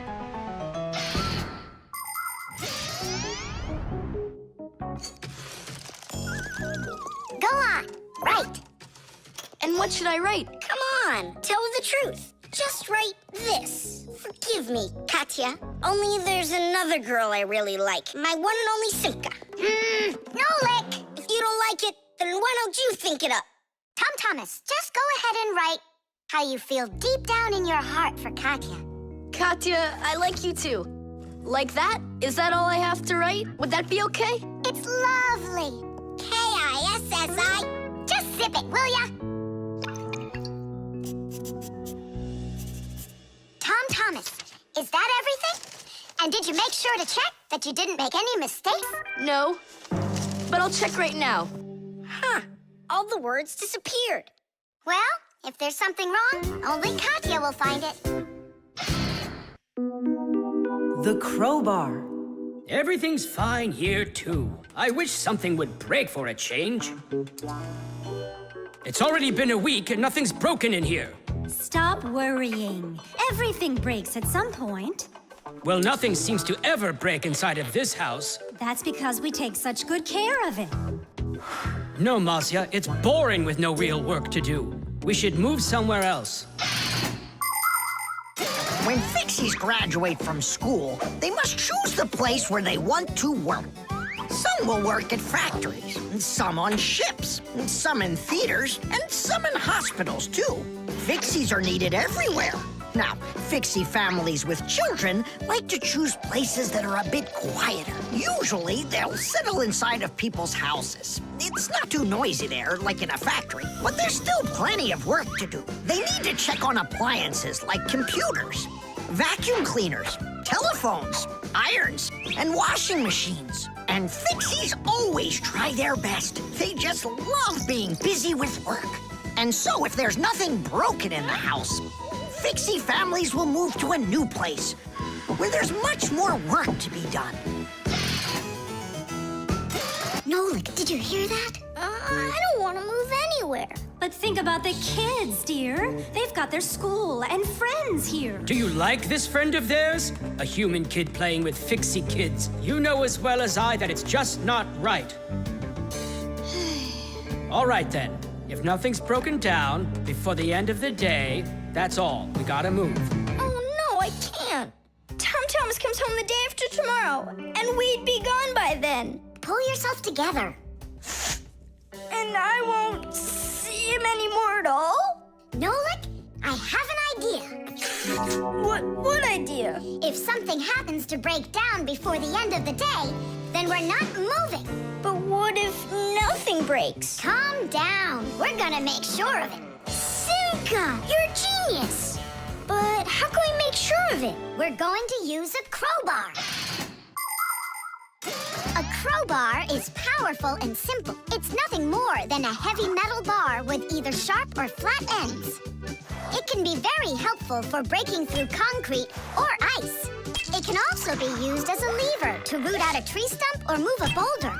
If one end of the bar has a claw cut into it, then it's good for pulling out nails.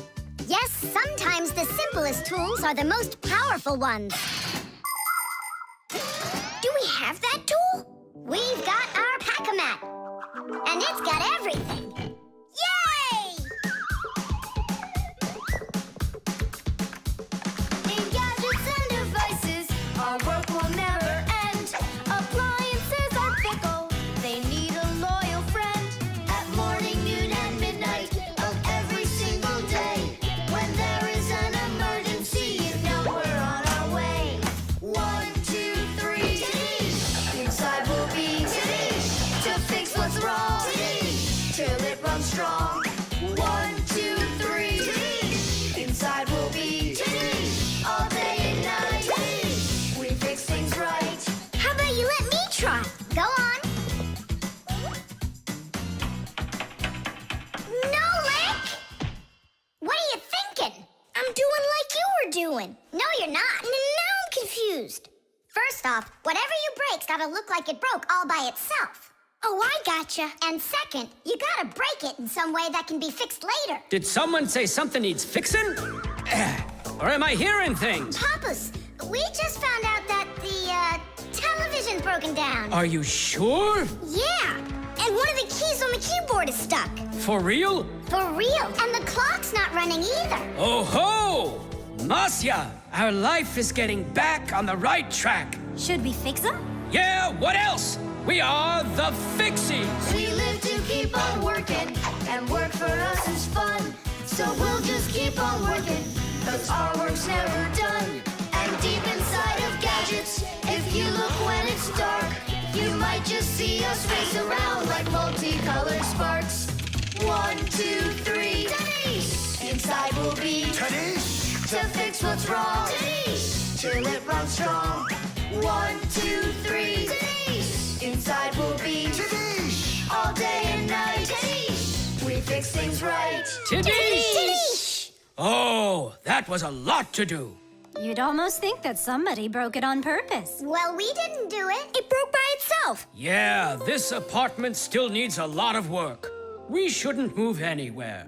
I like it here. So do I. It's the best. See, we don't need to go anywhere. The instructions.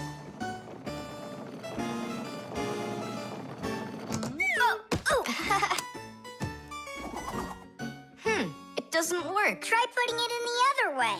Did you read the instructions? Why would I?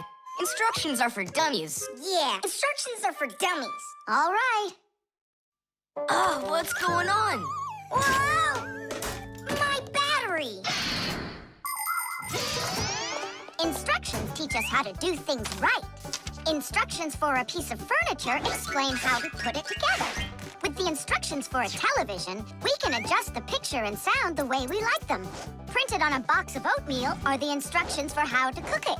The instructions for medicines tell us what the medicine is for and how to safely use it. So always read the instructions if you want to do things right and avoid a lot of problems. I found it. Here it is. Here you go, Tom Thomas. Whoa. We got you a new chair, but it has to be assembled, and I'm afraid it'll be a little bit difficult for you. No, it won't. Don't worry, Dad. I'll do it. Finish before dinner, and we'll get ice cream tonight. A creamsicle. 2, okay? First, assemble the chair. Tom Thomas, can I help you put the chair together? Come on. Hey, first you two need to read the instructions. Simka, stop being such a bore. What, like I haven't seen a chair? Or like I haven't seen a chair?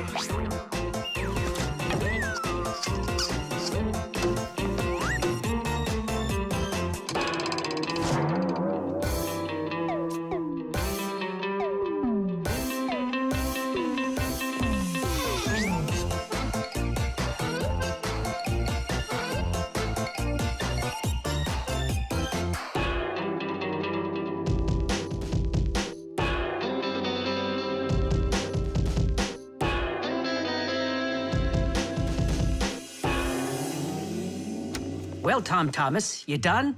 Dinner's ready. Let's go. Oh, Dad, no. I need another 2 minutes. Simka, help me. How? What does it say I have to do in the instructions? Ah, I thought you could do it without him. All right, I'll help you. Let's see. Take this part over here and that one over there. Nolik, get a screw. No, the longer one. It's over there. The very first stools and benches appear as far back as ancient Egypt. The pharaoh's stool was special because it had a back. It is thought that the pharaoh's stool was actually the first chair. For a long time, a chair was considered a luxury. Rich noblemen would bring their own chairs to parties. And the more important the man, the higher the back of his chair. It wasn't until the 19th century that chairs became part of every house. Today, there are just so many different kinds of chairs. There are wooden chairs, plastic chairs, metal chairs, chairs with legs, chairs with wheels, folding chairs, baby chairs, just all sorts of chairs. Well, how could people sit down at the table with no chairs? Ooh, I think we'll make it. Screw it in, quickly. Nolik, we need one more screw. But there aren't any. There is, you gotta find it. I already looked everywhere. Tom Thomas, time's up. Nolik, you have to help. How? Just for a minute, that's all. Turn into a screw. If it's only a minute, I'll do it for you.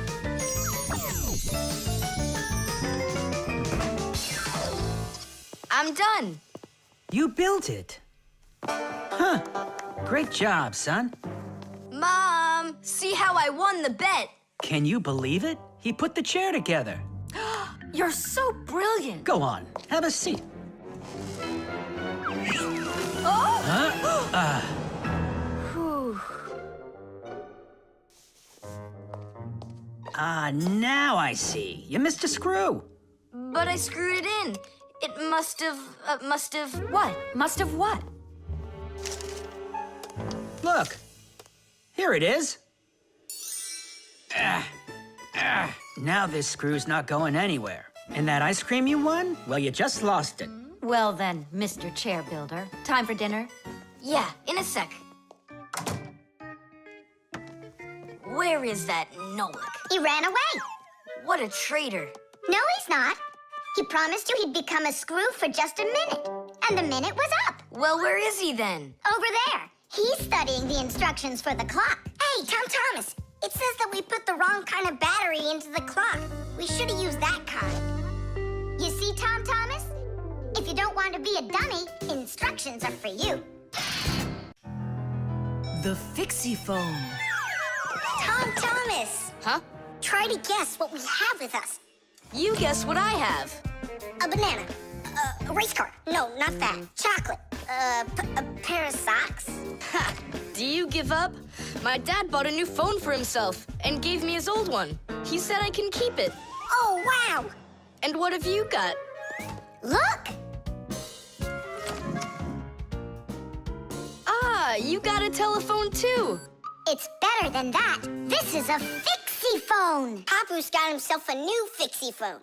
And he gave this old one to Simka. And can you make calls on it? Take a guess. Come on, let me show him.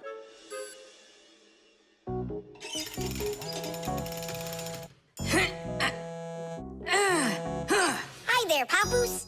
Hi, Nolik. Why are you calling? Just to say hi. Nolik, don't just call me if you know I'm working. All right. See that? So what? I can make calls on my phone. Calls to humans, that is.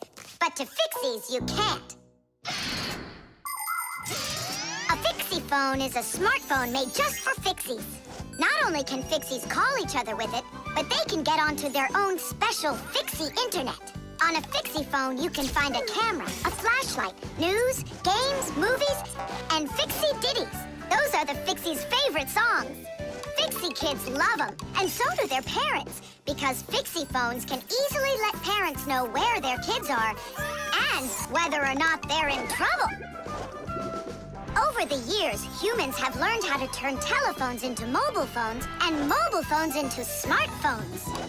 They use them to call each other and to go onto their internet. A smartphone is almost as powerful as a computer, but they still have a long way to go to be as good as Fixiephones. Yeah, that's really cool, guys. Only this phone does the same. But can your phone do this? Take a look over here. You mean here? It's just a mouse. And now, look here. Whoa! But he's not on there. But look, he's here. And that's not all. Watch. A mouse helps the user navigate around the computer. And when we move it... You get it? No one else can see the Fixie except for you. And he can help you. Super! Oh, it'd be great to have my own Fixiephone. What are you talking about? You're not a Fixie. What a shame. I'm off to school, guys. He gets so upset. He even forgot to take his phone. I have an idea.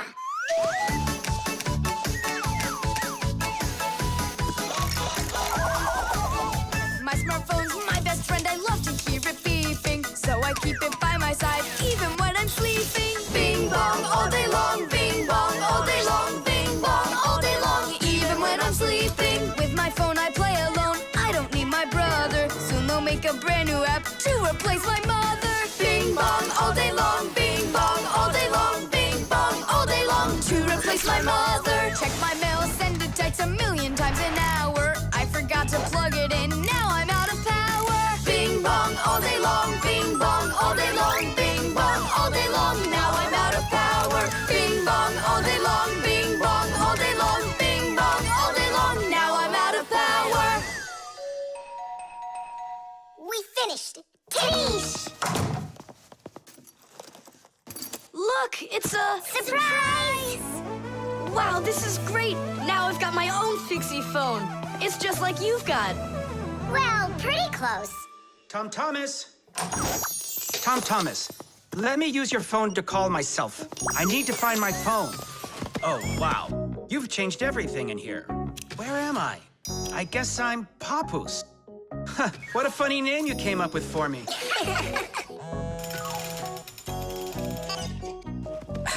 Nolik, just stop. I don't have time for your fooling around. What? Who is that? That's, not Nolik. Who is this? Do you know who I just called?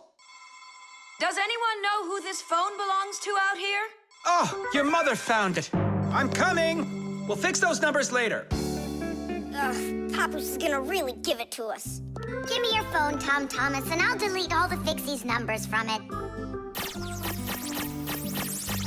But how can I call you up then? Why would you have to call us? We're always close by. GPS.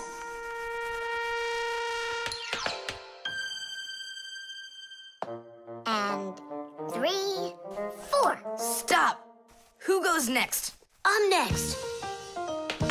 5. 1, 2, 3. 3. And... Wait, I gotta choose a route. Should I go here or there? choose already. Nolik, What are you doing over there? Nothing at all. Just waiting at my place. Good. And don't get off it. Well, Fire? What was that? The alarm on my Fixie tab. Oh, our lesson's about to start. Hurry! What about the game? Later.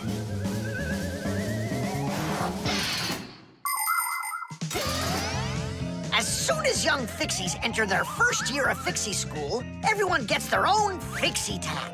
It's a little computer that can do anything at all. Well, almost anything at all. Studying with a Fixie tab is fantastic. You can read it just like a book and write in it just like writing in a notebook. You can use a Fixie tab to listen to music, watch movies, find your way around, and talk, text, and send letters to your friends.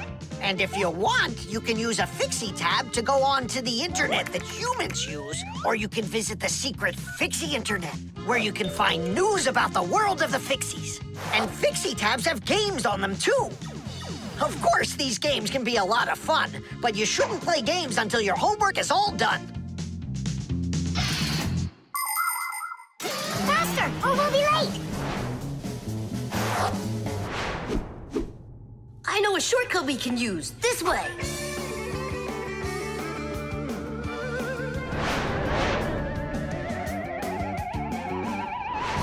Now which way do we go? I need to remember the route. I think it's this way, or it could be that way. Well, which is it, this or that? I have no clue. Uh-huh. So what's our plan? We'll go back and start again. We flew in from there, right? No, I think it was there. That's not how we flew in. It was there. I think we're lost in here. Uh-oh. Nolik, stop the panicking. I only went uh-oh. I'm not panicking yet. It's your fault, Fire. I know a shortcut. Go this way. How are we gonna get out of here? How do I know? All I know is that we're late for our lesson. Thanks to someone. It wasn't on purpose, I swear. Now Grandpa's will punish us. What's going on? Well, I think I found a way to get out. Which way? Right here. I forgot that inside of my Fixie tab is a GPS navigator. Class. What's a navigator? A GPS navigator is an interactive electronic map that can help you find your way around. The navigator can figure out where you are by using signals that are sent to it from satellites. All you have to do is type the address of the place you want to go into it, and the GPS can figure out a route to get you there. And then it helps you as you go by telling you where and when you need to turn, so you can easily get to your destination. Let's see. Right now, we're here. And where do we need to go? You know where, to school.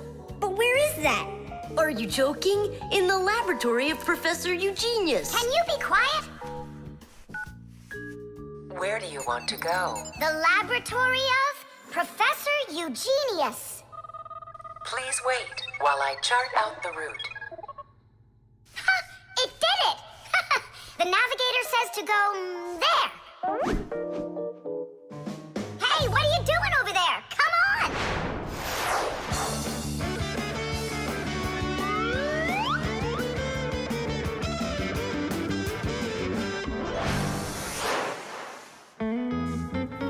And if you happen to go off route, the navigator will give you a different way to... Well, you finally made it. Unfortunately, you missed an important lesson today. We got lost. Forgive us. In case you're wondering, we were studying navigators. And you know what? We just used a navigator to get here. Yeah, it showed us the way we had to go. Well, that's certainly quite lucky for you, because now you don't get an F. But from now on, kids, you have to get here on time. I promise you that. 'Cause now we know where to get our shortcuts from. The vent. Tom Thomas. Tom Thomas. Okay.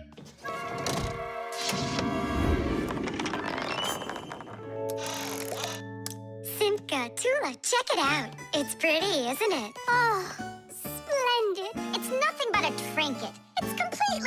useless. Useless? Look how well it matches my hair clip. Useful things are the kinds of things you truly need. For instance, like this rope ladder I've got. It's splendid. And where do you plan on climbing with this thing? Now this mirror here is both useful and pretty. Oh, how splendid. Tula, you say everything is splendid. Well, here's something super splendid that I bet you don't have. Oh, what is it? It's a mechanical super claw. It must be just perfect for scratching your back. Now look what I have. A photograph of Vector. And he signed it for me, too. Are you sure that's Vector? You've got a photo of the bravest Fixie on the face of the entire planet? Yeah, and the most beautiful. Is it him for sure? No way. Let me take a look. You'll smudge it. You've been fooled. No. Yes. Jealous? You are. My photo! Oh, no! What was that? A draft.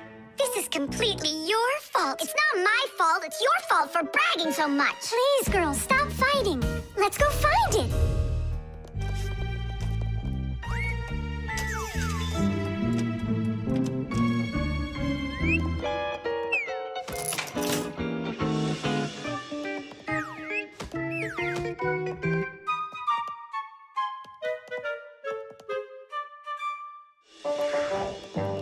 It's just horrible to lose a picture signed by the most famous Fixie ever. It will be horrible when that picture of a Fixie is found by humans. So where could it be? I know how we can find it. Exactly. We'll blow a bubble and watch which way it goes as it floats away. We'll follow it and find your picture. Do you know why you can blow bubbles out of soapy water? At the surface of any liquid, there's an invisible film that is very thin but very strong. If you want to see it for yourself, fill up a glass with water all the way to the very top. Now you need to take a coin and carefully drop it into the water sideways. Then drop in another coin, and another, and another. You'll see that the water doesn't pour out, but rises up and forms a hump. That's because the water at the top sticks together. Why? Because of a force called surface tension. Thanks to surface tension, water can form drops. It also helps us blow soap bubbles, because when we add soap into the water, the film gets even stronger, but still not strong enough to stop the bubbles from bursting. Okay, it's ready. Now we need to blow. Do it together. And... I don't think this way's gonna work.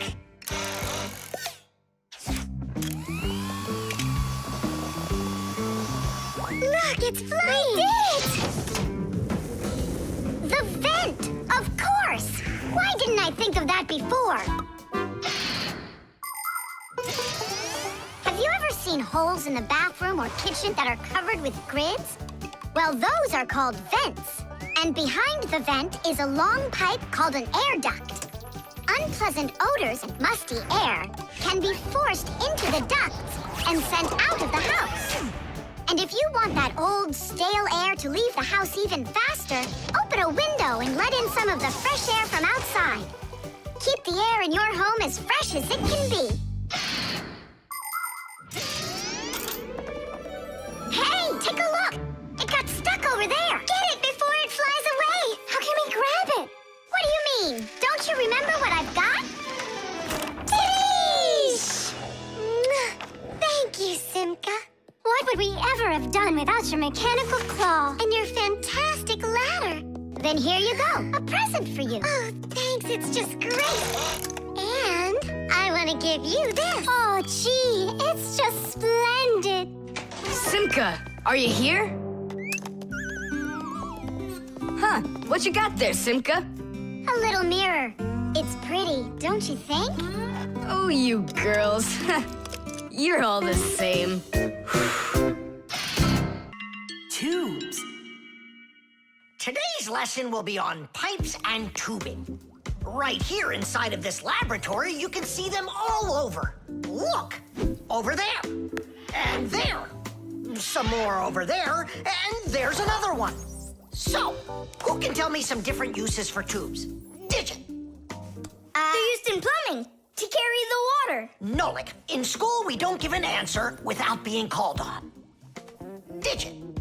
You can... And for carrying waste. I am talking to Digit now. Gas goes through pipes too. Stop interrupting us. And don't forget about smoke in a smokestack. Nolik, that's just rude behavior. Out right now.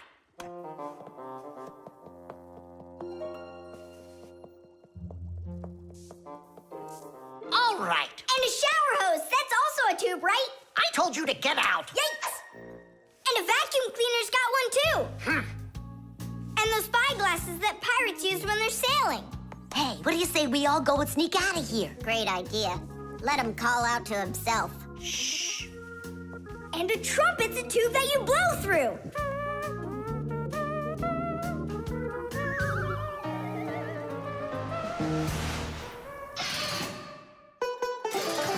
Nolik is my younger brother. There's a lot he still doesn't know, but that doesn't stop him from getting involved in things he probably shouldn't. Unfortunately, that can get him into trouble. So, every once in a while, me or my parents have to rescue him. No, I wouldn't call Nolik a pest. He's just a bit curious. That's why he broke the #1 Fixie rule, hide from humans. Nolik's the one who first became friends with Tom Thomas. Well, I was there too, but Nolik started it. Actually, first it was Grampus. Many years ago, he befriended Professor Eugenius. And after that, the professor let us have our school in his laboratory. So it turns out that Nolik is just like his grandfather.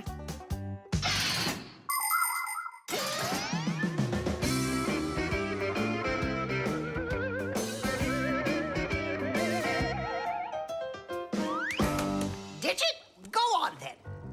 Tubes are, Wow! Just look at all the tubes in here. There's rubber ones and glass ones that are curvy. Oh yeah, pens. Parts of them are tubes too.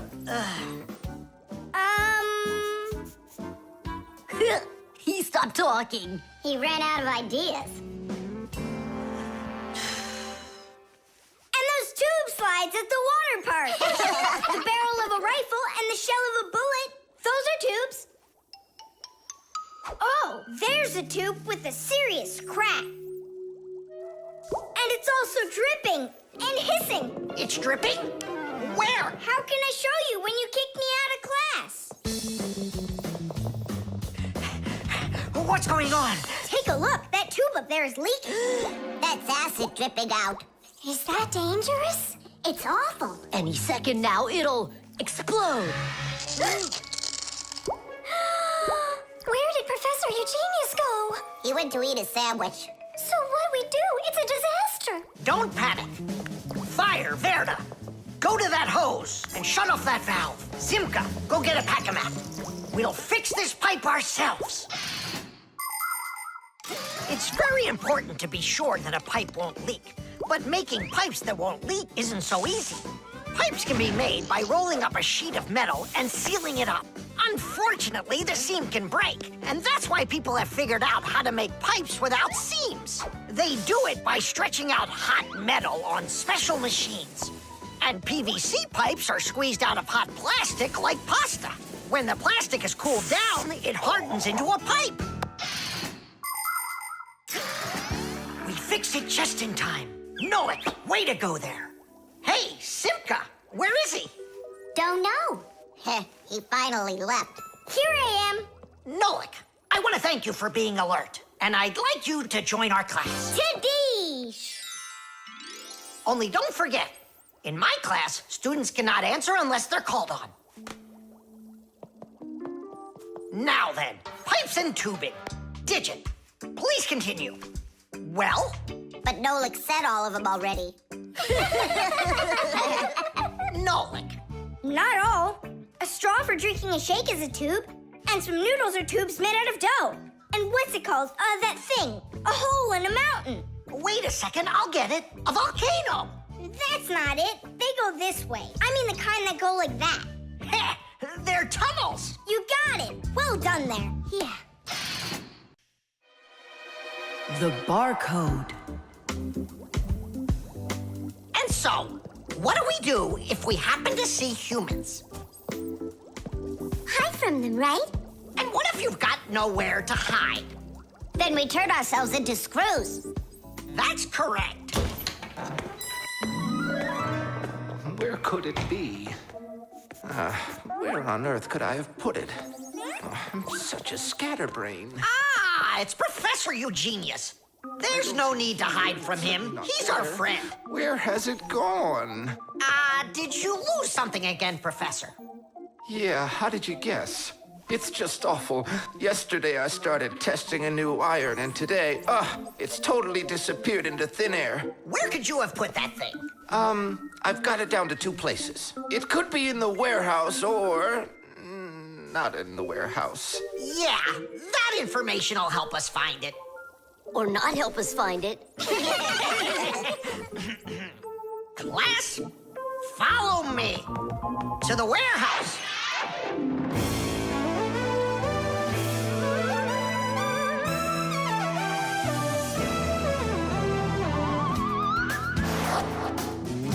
Wow, look at all these boxes.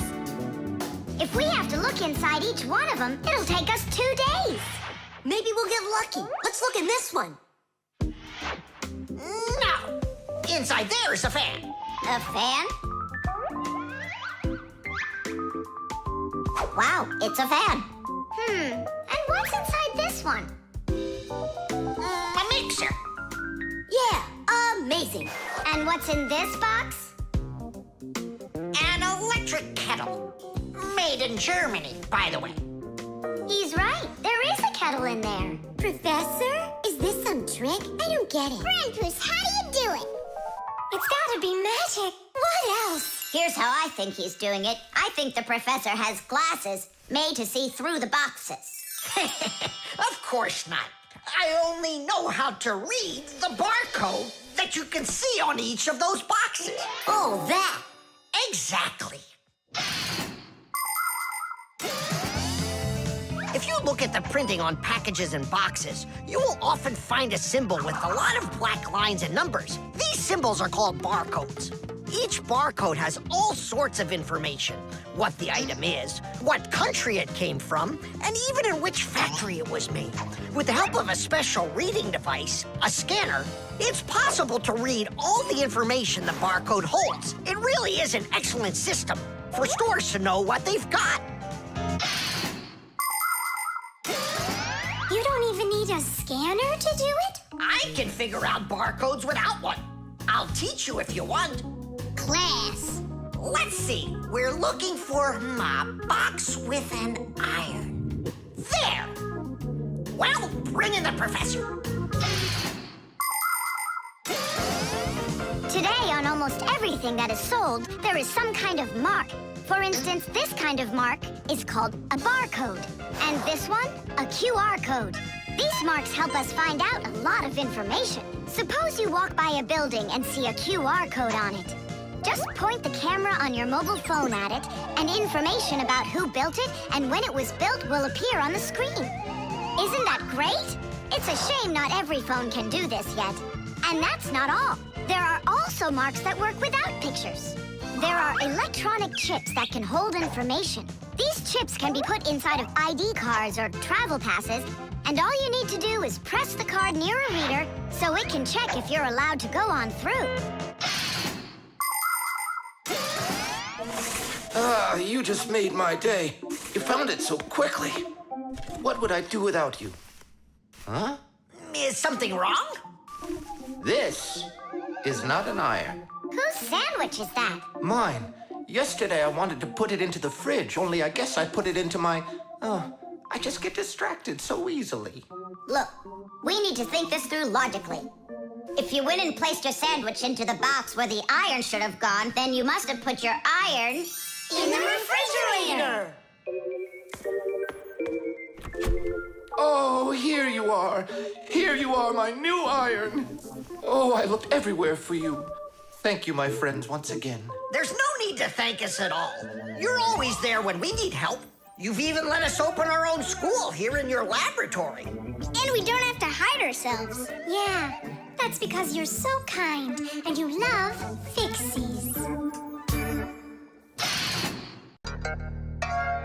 The Pack-A-Mat. Simka, can I have the Pack-A-Mat? I'd like to practice with it a little before the exam. Take it!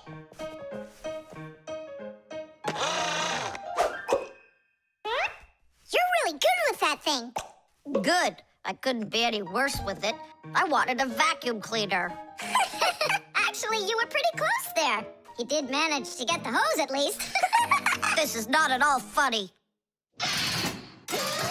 In order to get a tool out of a Pack-A-Mat, a Fixie must not only press the button on his chest, but he must also clearly picture exactly the tool he needs.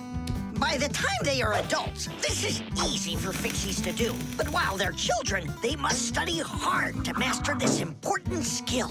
As Fixies learn about new tools, they take exams to prove they know how they work. And if they pass an exam, the new tool is added to their Pack-A-Mats. And there's no end to what you can find inside. Screwdrivers, hammers, ladders, vacuums, and even soldering irons. But many of the tools that Fixies use look quite different from the ones that humans have. And the reason for this is very simple. It's because Fixies have to fix appliances that are much bigger than they are.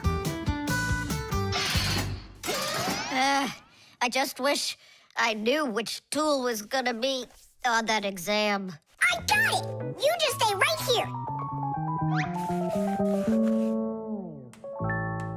Grandpoos! What? On the exam, which tool are you gonna ask about? It's a secret. It's too bad. But I'm sure you can keep a secret, right? Of course. Then I'll tell you. Today's exam is on pliers, you see? You won't tell anyone, will you? Not a chance. I'll never pass it. You will. He's gonna ask about pliers. Huh? How could you know that? It's a secret. Okay, Digit. See if you can get the pliers out of there. A pair of pliers is a great tool indeed. To grab and turn things, it's the tool that you need. Just be careful how you use them, or your fingers you could bruise them. Pliers are a great tool indeed. Just be careful how you use them, or your fingers you could bruise them. Pliers are a great tool indeed. Good going. You got it. Thanks a lot, Nolik. It's not really me you should be thanking. Grandpoos, thanks a lot. For what? The secret. What secret? About the pliers. Oh, that!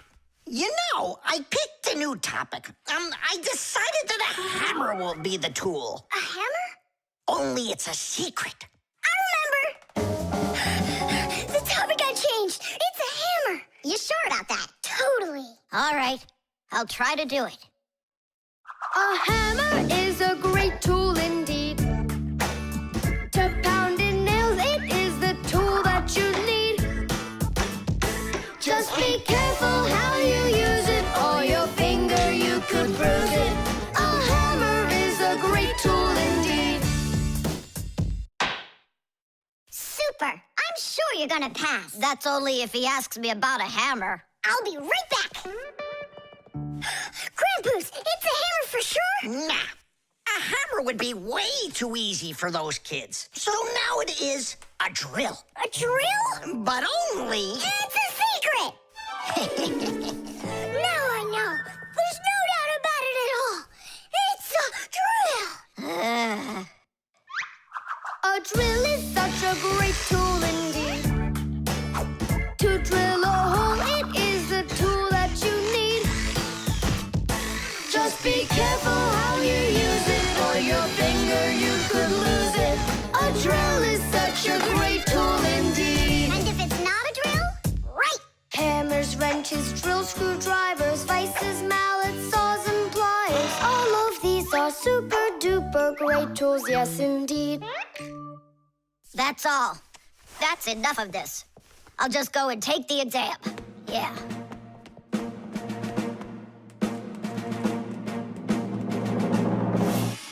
Digit. Come on in. Professor, well, what do you want to ask me on today's exam? Nothing. You already passed. What? You mean you're not going to ask me anything at all? No need. You're excellent at getting tools out of a pack-a-mat. But how could you know that? That's a secret. And we Fixies sure know how to keep secrets.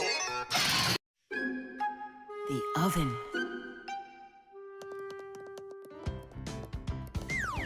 Now here he is, our death-defying acrobat.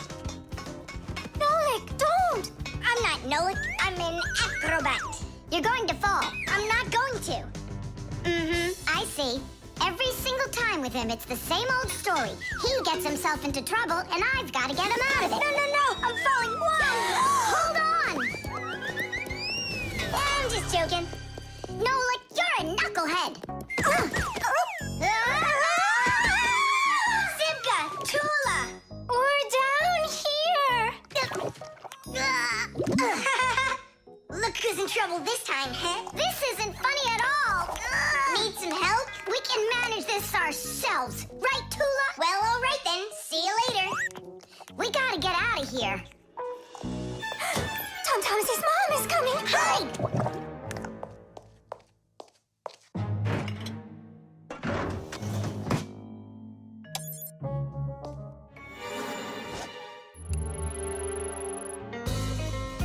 Hi, Tom Thomas.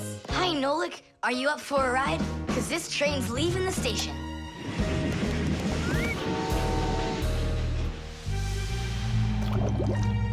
Nice place. It's the oven. It's beautiful in here and not hot at all. Splendid. It isn't hot right now, because it only started warming up. An oven is a cabinet with a heater. It can get so hot inside that it'll roast whatever's in there. As a matter of fact, that's what ovens are for. People roast meat inside of them and bake things too. Some ovens burn gas for heat and others use electricity. They have special electric coils that get red hot and heat everything that's inside the oven. So be careful around ovens. A hot oven can burn you very badly.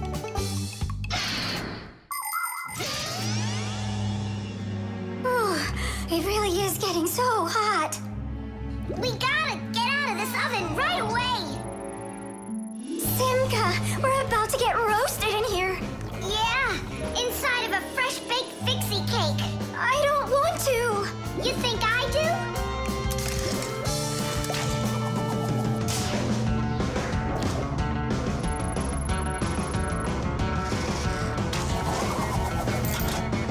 Here, grab on tight. This way.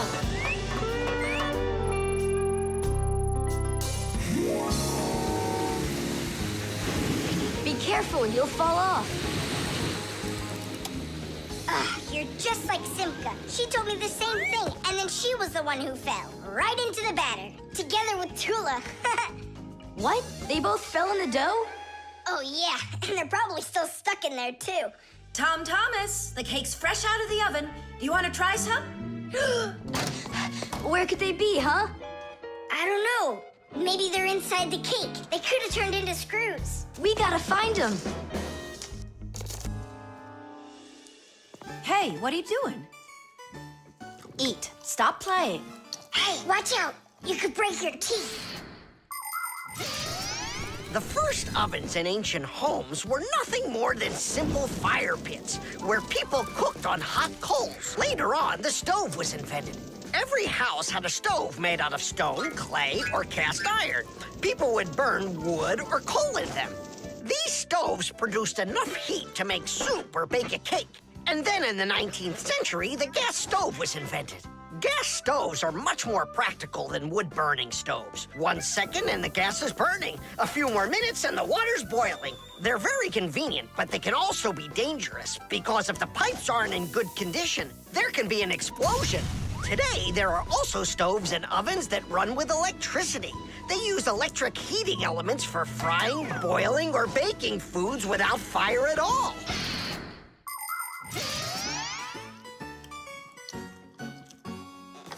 Tom Thomas, I think you'll explode. Oh, but it's so incredibly good. I just can't stop eating it. Keep chewing, Tom Thomas.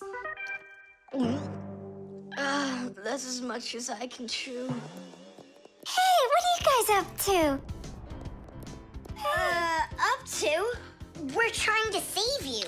You're not in the cake? Then how come I was eating all of this? I hate cake. Maybe it's because that's what good friends do. Yeah, he's a good friend who's got a really good appetite. The Kaleidoscope.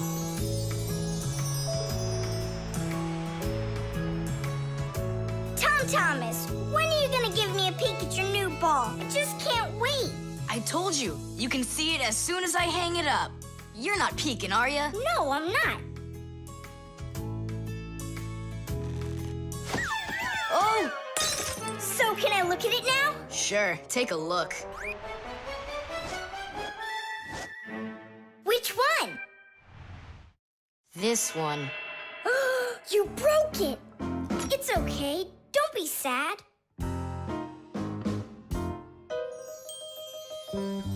I know what to do.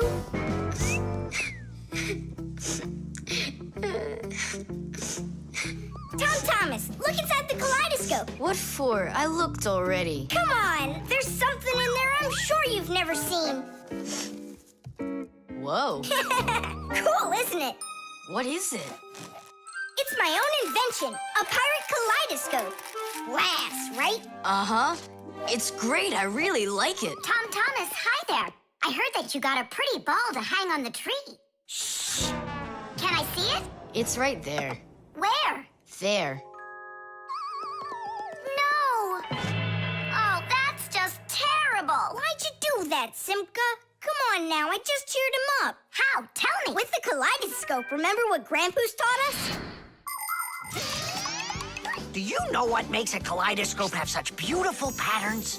Ah, it's because pieces of multicolored glass are tumbling around in there.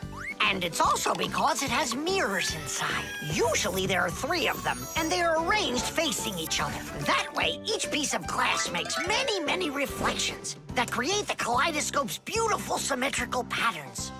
By the way, you can put just about anything you want inside a kaleidoscope, and each different thing makes its own special pattern.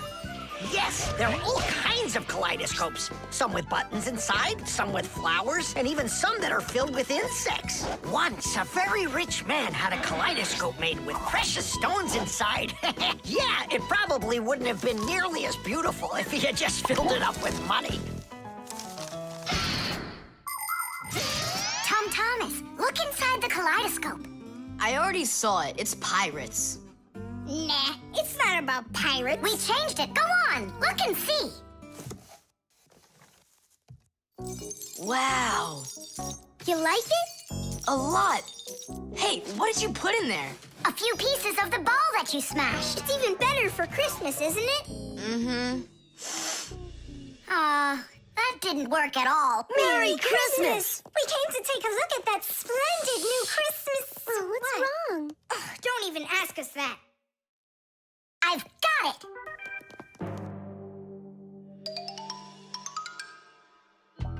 Tom Thomas! What? Look inside the kaleidoscope! Again? I don't want to. And I'm telling you, you've got to. Fine. Cool, yeah. Merry Christmas! Thanks so much. Now don't you feel good again? Yeah, it's really something. And you're the first human in the world that's ever seen it. How about that? Turn it! It's great, isn't it? Wondrous designs that tickle the eye in the kaleidoscope. Shimmering scenes, gingerbread trees in the kaleidoscope. Magical flowers just blooming with light, petals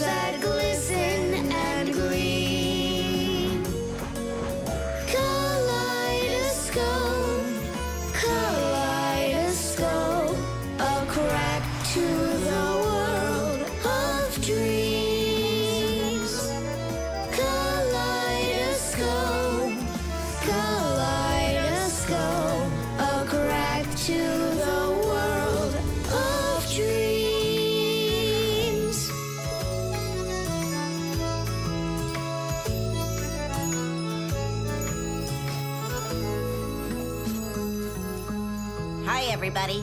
Tom Thomas, I came to look for myself at that beautiful Christmas... It's okay. What's more important? Having such awesome friends? Or some ball hanging from a tree? The dog. It's about me.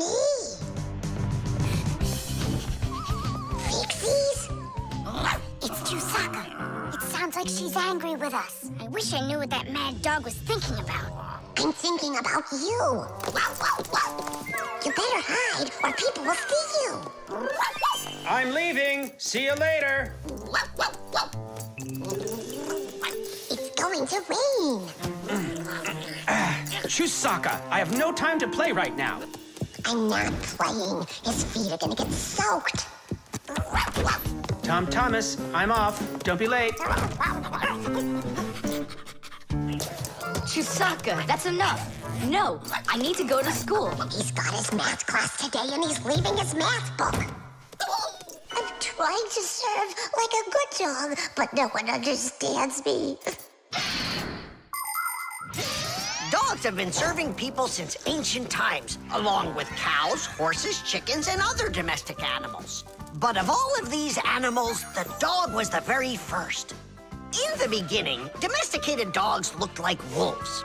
Over time, they started changing and were developed into dogs of many different breeds, from big shepherds to tiny chihuahuas.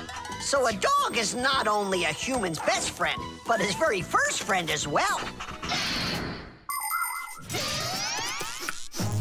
What is that smell?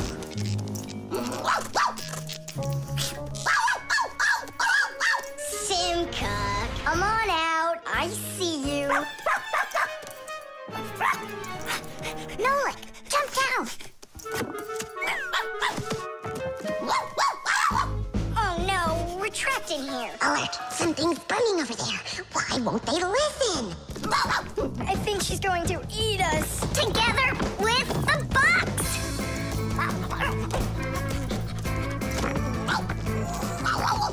We're done for.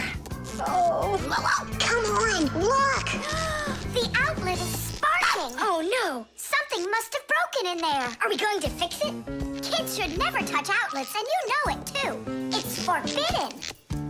Then how do we fix it? Go find Papoose, and I'll stay here and wait for you. But where's Papoose? I know where he is. I don't know what she's barking about, but I think Chewsocka wants to help us. Then come on, Chewsocka, help us. Woo!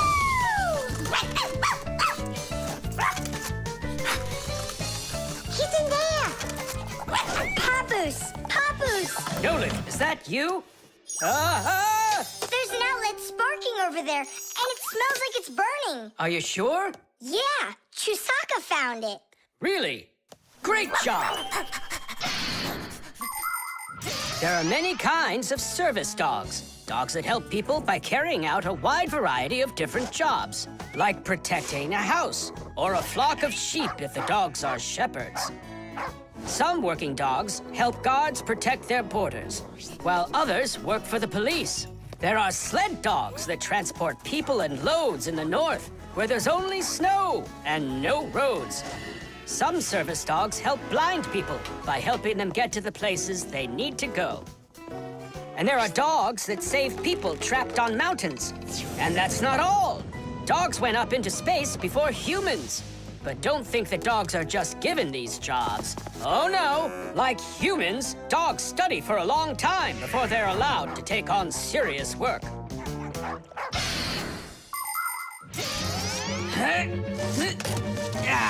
That's all. There won't be a fire, not today. Hooray! Well done, Chewsocka. You're a real service dog, no doubt about it. Yeah, I'm working. I'm a real service dog. Chewsocka, go away. I've had enough of you already today. Don't say that, because this working dog just saved your house from burning down. What do you mean? She smelled smoke coming from the outlet. It could be that Chewsocka means well and wants to do the right thing, but nobody understands her. That's a bit hard to believe. Then what's this book? Oh, my math book. That's where I left it. Remember how Chewsocka wanted to make you take it to school this morning? You're right. Atta girl, Chewsocka, well done. Achoo. What a rain. My feet got wet to the bone. But this morning, Chewsocka tried to get you to wear a different pair of shoes. That's something.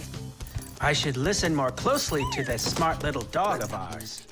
Finally, they understand me. The tools.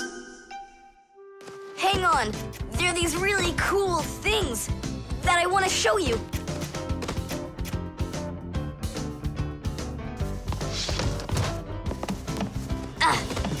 Whoa! Whoa, look how many things you got all at once. Your dad's gonna be so angry when he sees what you did with all of his tools. I'm gonna put them all right back where they were. And where were they? Open the box and you'll see. It's neat. There's a special place in there for each one of the tools. Try hammering in a nail or drilling a hole with your bare hands. There's no way. But with the help of the proper tools, it's a piece of cake. But of course, that's only if you know how to use them. Tools need proper care. If the head of a hammer is loose or a drill is dull, then you shouldn't work with them. It's dangerous. And when you're done working, put the tools back in their places, or you'll be tearing your house apart trying to find them the next time you need them. Huh.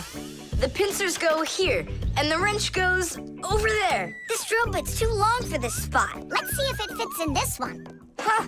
Any idea what this tool is for? For splitting wood or carving stone. That chisel's what you want to own. Wow, Simka, you're a real poet. Now try to answer this little poem. When you have a thing to measure, this round tool is quite a treasure. This tool, right? I know what it's called. It's a measuring tape. Let me measure you, Nolik. Wow, you've grown. You've almost reached 1 centimeter. Class! I also have a rhyming riddle for you. What bangs a nail into the wall to make sure pictures never fall? A hammer! I was first, and the hammer goes right here. And now I have one for you to guess. If you need to screw in screws, here's the tool that you should use. A screwdriver! I was first, again. You got it right. All right, Tom Thomas, we better hurry. We still have a lot of tools here to get sorted out. Humans, just like Fixies, use hundreds of different tools to do their work. Picking the right one depends on the task at hand. For instance, if you need to hammer in a nail, use a hammer. But you don't use a hammer for a screw. For that, there's a special tool called a screwdriver. A wrench is the tool for tightening nuts and bolts. A vise is used to hold a part in place, and a drill to drill a hole. If you need to cut a piece of wood, you should choose a saw. You could use a handsaw, for example, or a hacksaw. Different kinds of pliers can be used for snipping, gripping, or bending. If you need to smooth something down, you use a file. If you learn how to work with tools properly, you can build just about anything. Looks like we did it, just in time. Oh, and how about this? Do you know what kind of tool that is? I don't know. There's no place for it in here. Just throw it out. Come on, and what if my parents use it? Looks like we did something wrong here. My dad came home. Tom Thomas! I'm in here. Hi there. Reading. Way to go, son. Huh? Oh! I don't get it. Where is it? What? I put a piece of metal under the table leg so it wouldn't shake, but it disappeared. So that's where the tools place is. Did you take it? What? I didn't. It must be somewhere under the table. And you look under the sofa. All right.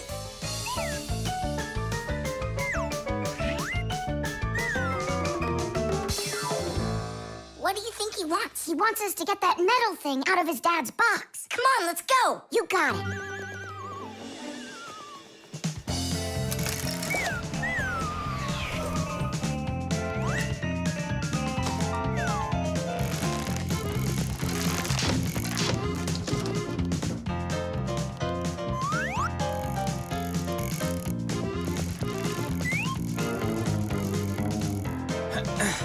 Any luck? Me neither.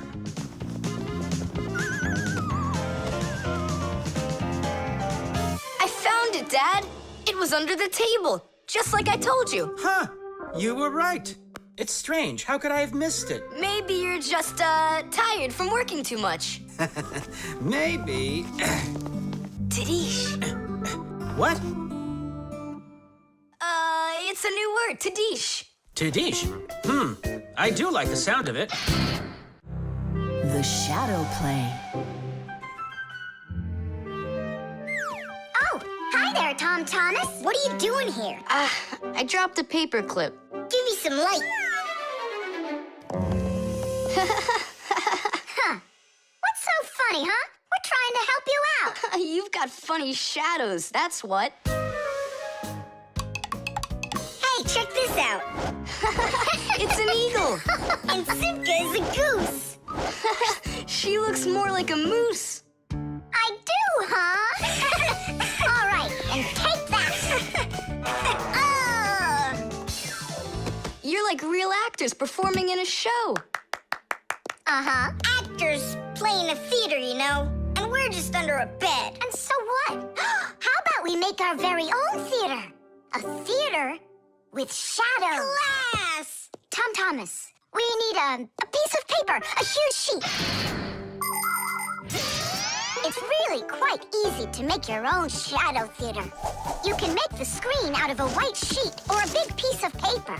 Next, make sure the room is dark and shine a desk lamp at the screen.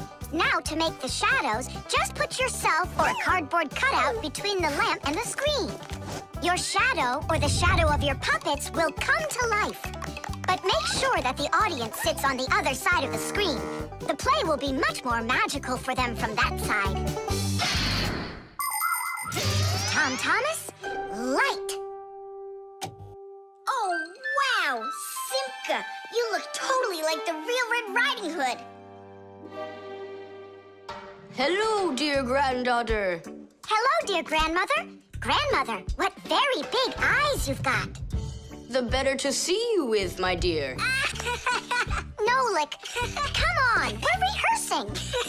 The wolf's voice is funny. Grandmother, I never noticed what very big teeth you've got. They're so much better to eat you with, my dear. Yum, yum, yum, yum. Let them out, wolf, or I'll get them out, myself. Ha ha! You'll stop me with that little stick? Hey, that's not in the fairy tale. But in the fairy tale, it's a normal hunter. And what do you think I am? Look for yourself. You're way too small to be the hunter. Fine, then go do your play without me. Well, I guess I'll have to make the hunter out of paper then. That's all. Take a break. I'm really thirsty. She was so salty, that grandma.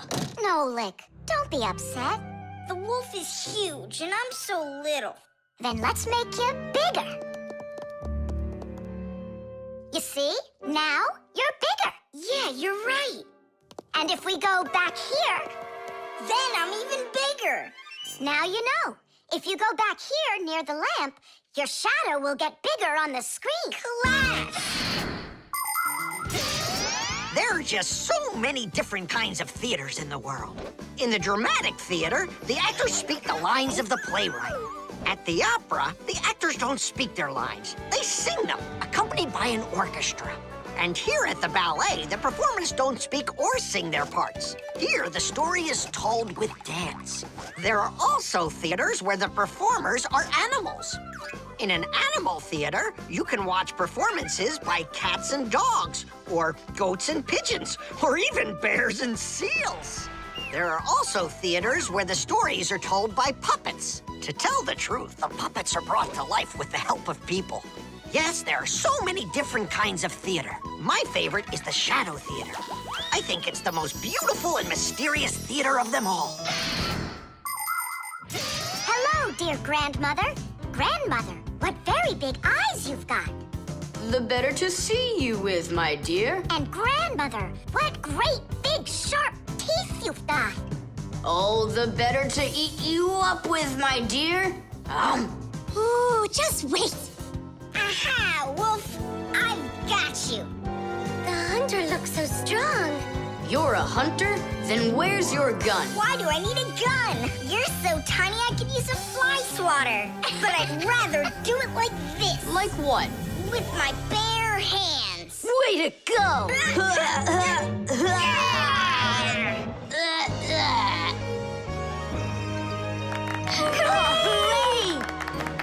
Splendid!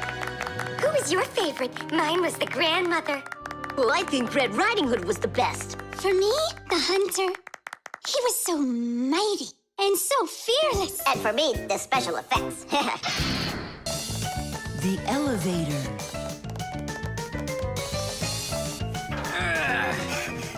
Papoose, Marcia, we gotta hurry. How come? Tom Thomas is going to see the circus. And what? We want to go with him, can we? The answer's no. Just you kids without supervision. Who said no supervision? His parents are taking him there. We'll be careful, don't worry. They won't even notice us. Well, if Tom Thomas's parents will be there. Hooray! We can go! Wait a second. I didn't even say yes yet. Yeah. Simka and Nolik, where are you? We gotta hurry up. Tom Thomas, it's time to go. I'll be right there. We're ready. Climb into my hood. Ha! I know who's going to the circus today. Whoa! Huh? What just happened? I think that the elevator broke down. Don't you worry. Emergency operator. We got stuck in the elevator. Understood. Please wait. We'll have the elevator fixed within the hour. That long? That means we won't get to the circus on time. Tom Thomas, we'll go get Papoose and Marcia. I'm sure they can fix it. People need elevators to help them get to the upper floors of tall buildings. When someone steps into an elevator and presses a button, the elevator's electrical engine starts up. It pulls the cable that is attached to the elevator cabin, and the elevator goes to the desired floor. The cable hangs over a wheel, and it usually has a heavy counterbalancing weight attached to the other end of it. This counterweight balances the elevator and helps the electric motor do its job.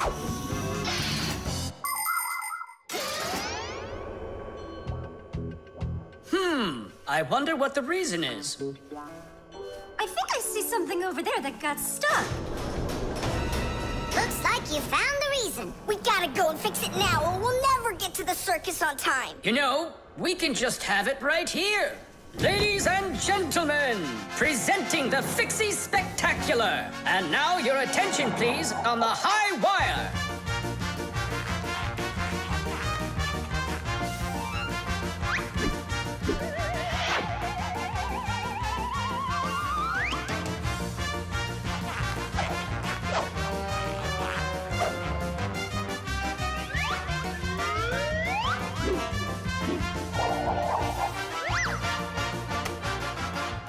Whoa! Just don't look down! Then I'll close my eyes and I won't look anywhere at all. Ow! And now we bring you our very own aerial gymnasts. Hey!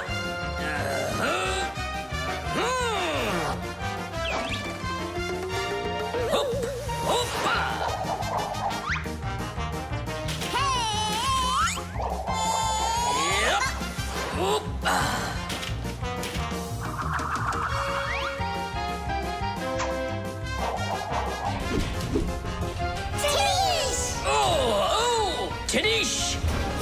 Our next act, feats of strength. It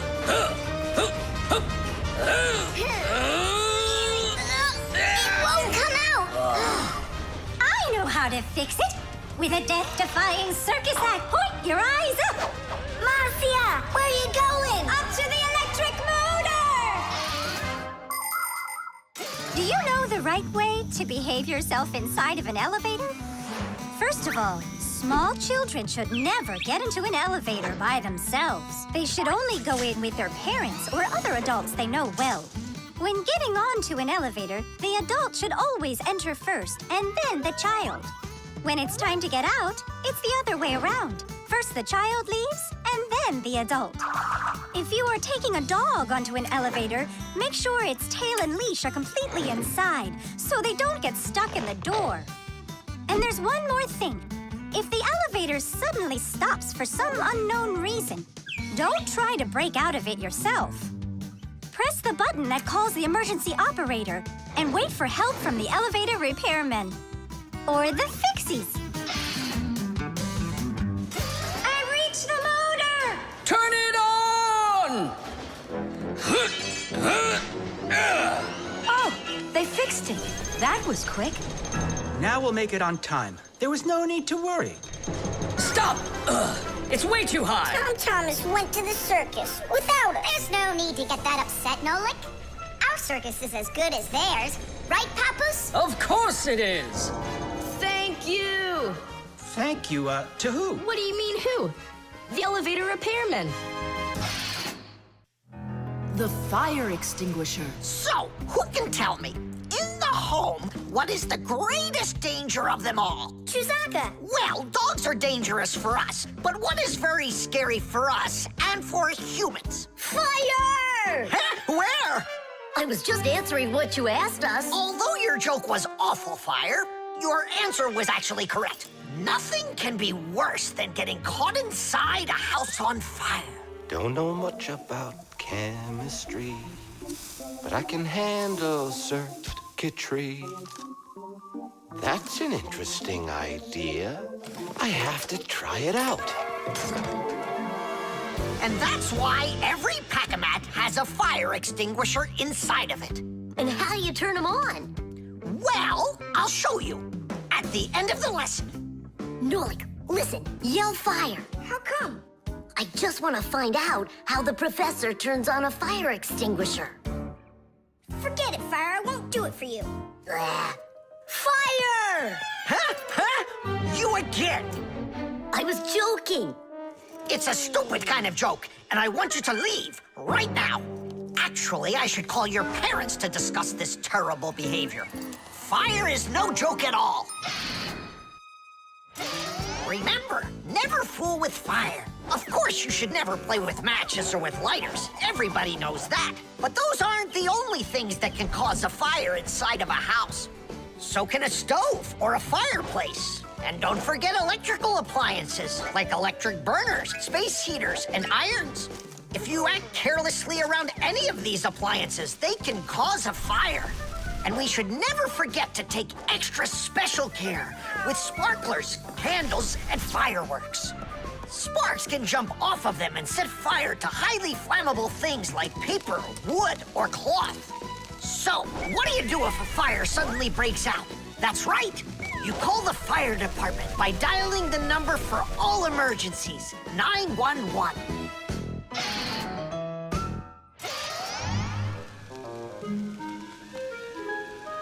Huh? What's going on? No way. No way! Fire? It's burning for real! Fire! What do I do? Oh, yeah! I need a fire extinguisher!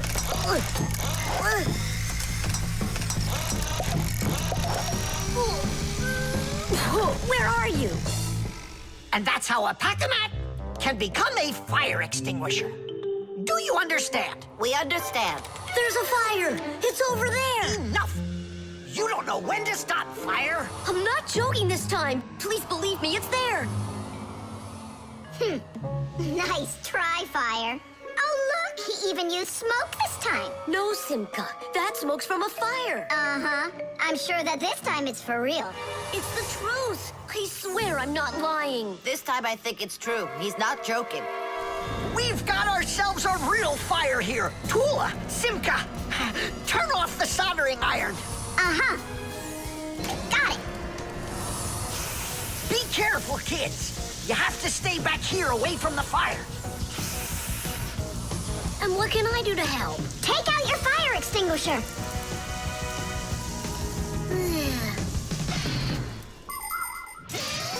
Long ago, people used to put out fires with just water or sand.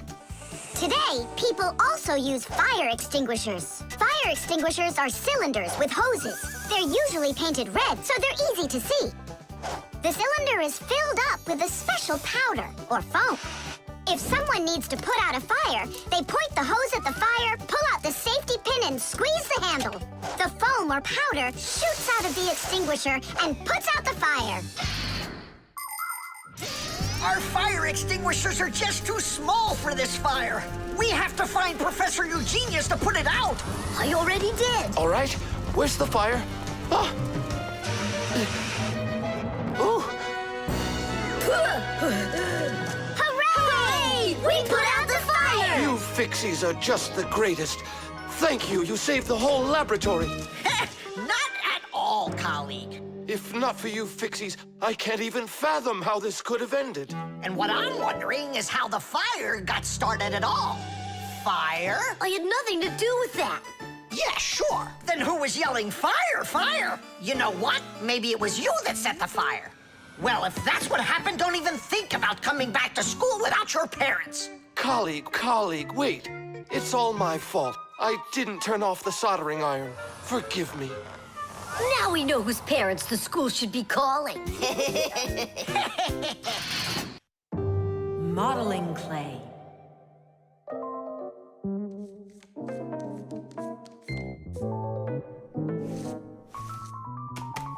All done. Simka, take a look. I've got my own pack-a-mat. Now look at that, a pack-a-mat made out of modeling clay. But this one's my own, and it looks just like a real one. Okay, you're right, it really does, Nolik.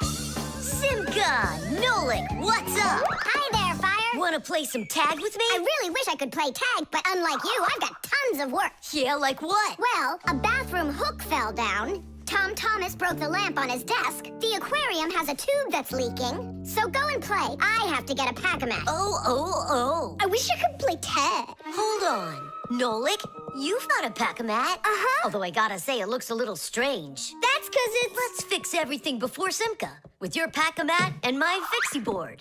This'll be great.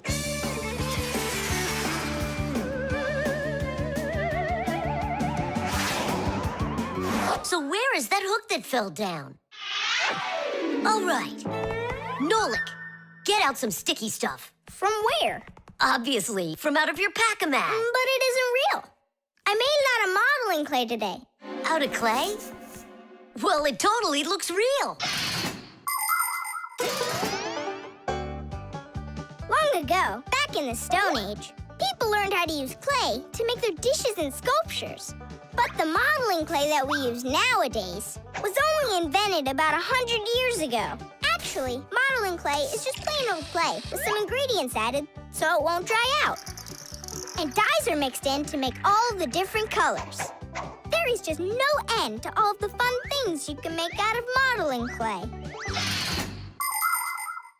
I got an idea. Go on, turn around. What are you doing? Grabbing glue out of your pack-a-mat. All right, get up here.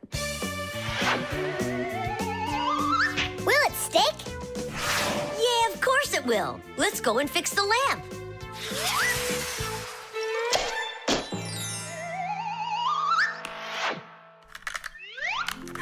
We can't fix this without a real pack-a-mat. Yours will work just fine.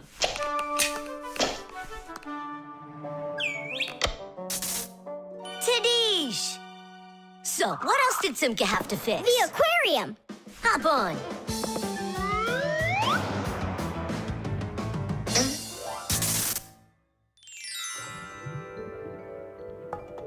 Well, where's that leaky tube? Here, it's leaking at the joint. Yeah, this tube is gonna need a lot of modeling clay. Give me the rest of your pack-a-mat. Sure.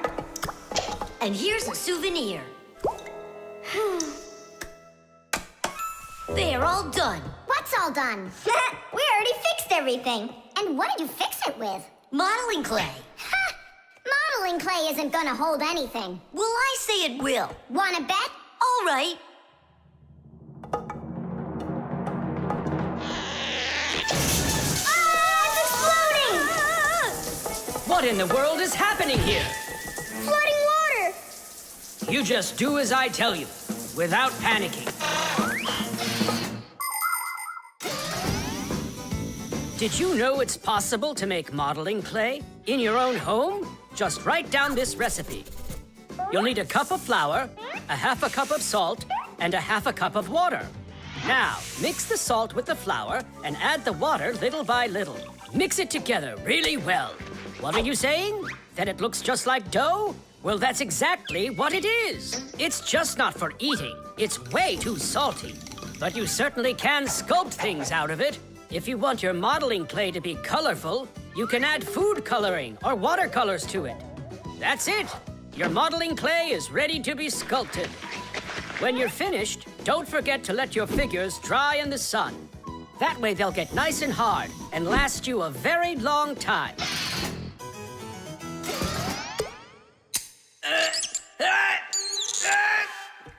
Phew.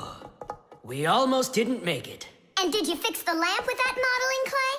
Uh-huh. And the hook, too. That was not a good idea. But it was really quick. Hey, that's true. That's why I want to give a medal to you. You're heroes. For real? Of course you are. And here it is, your medal. But it's made out of modeling clay. Your reward fits your heroic deed. The suction cup.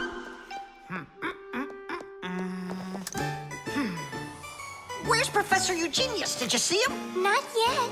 Strange. He told me he'd be here today to conduct some tests. Rampus, right here under the glass. There's a note.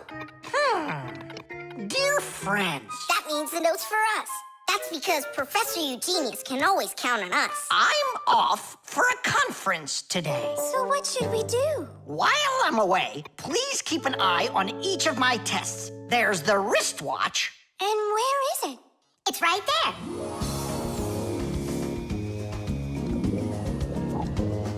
Look! How come the watch is in the water? So the fish can know what time it is? Nolik, don't be silly. This is the test he made for the watch. You see? It says water resistant right there on the back. That means that water shouldn't get inside of it. I see. So the professor needs to check if it will work underwater. Understand? Yep, I got it. The watch is working. So now, the doorbell test. We'll go look. It's over there.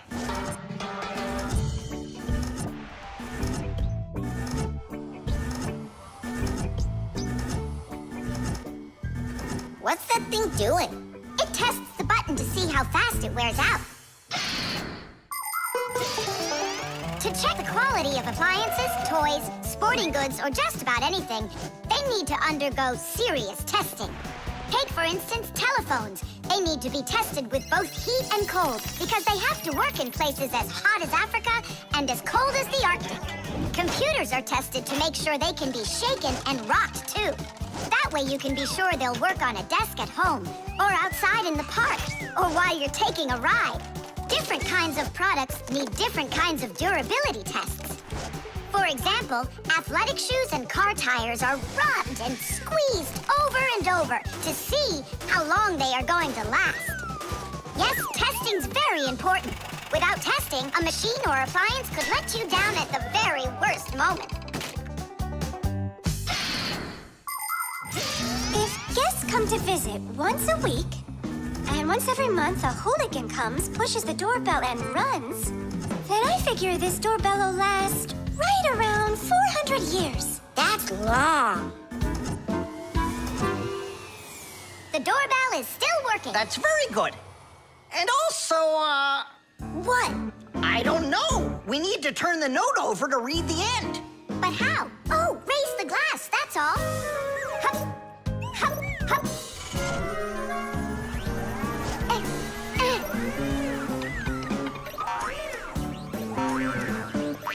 I can't get a hold of it. We should find a suction cup. A suction cup? Suction cups are made out of rubber or other elastic materials. When a suction cup is pressed against a smooth surface, the air inside is squeezed out.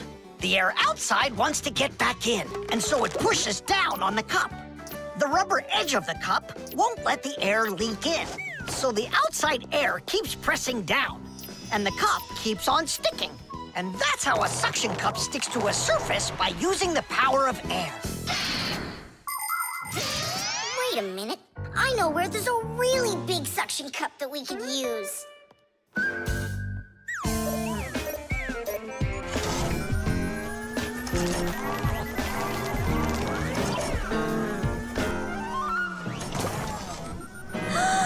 That's a huge suction cup, Nolik. Diddies, diddies, diddies. Well done, Nolik. Only we need to hurry before air gets under this suction cup and it unsticks. My suction cup will never unstick. Well, let's see what it says here. Simka, you'd better hurry. And make sure nothing gets broken here in the laboratory while I'm away. Huh, and what could get broken around here? Ah, the glass, look out!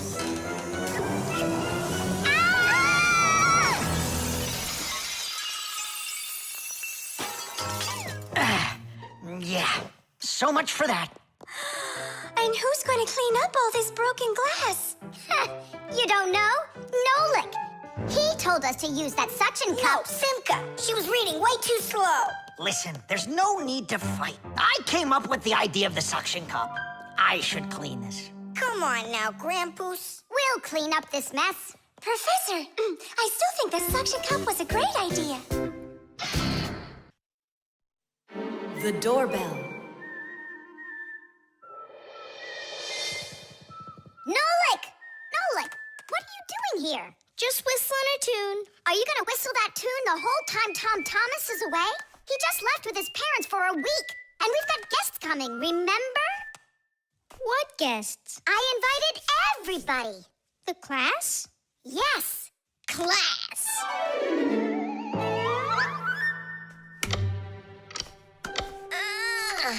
Are they sleeping in there what, huh?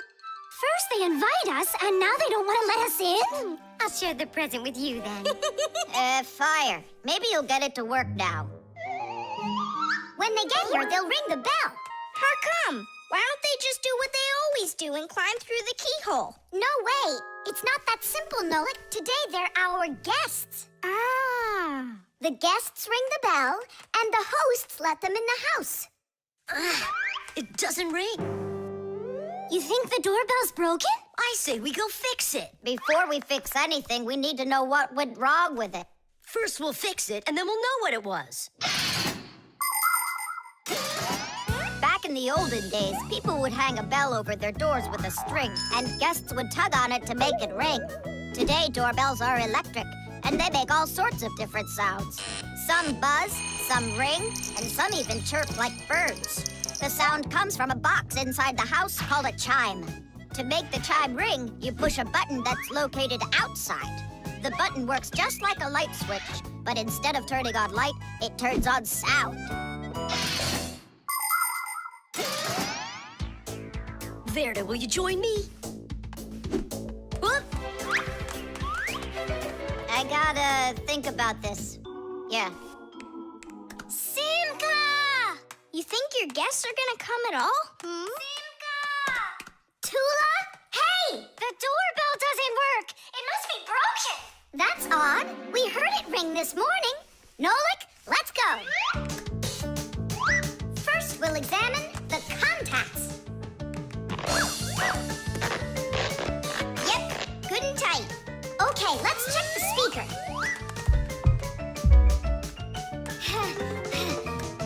The speaker's fine. Maybe the electronics are the problem.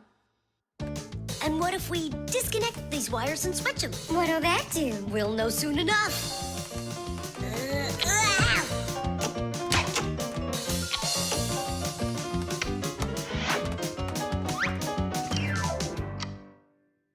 You know what? Why don't we connect the wires straight together? Isn't that dangerous? We'll find out. Don't worry, nothing happened yet. Fire. He's the engine of our class. He's the fastest, the nimblest, and the bravest.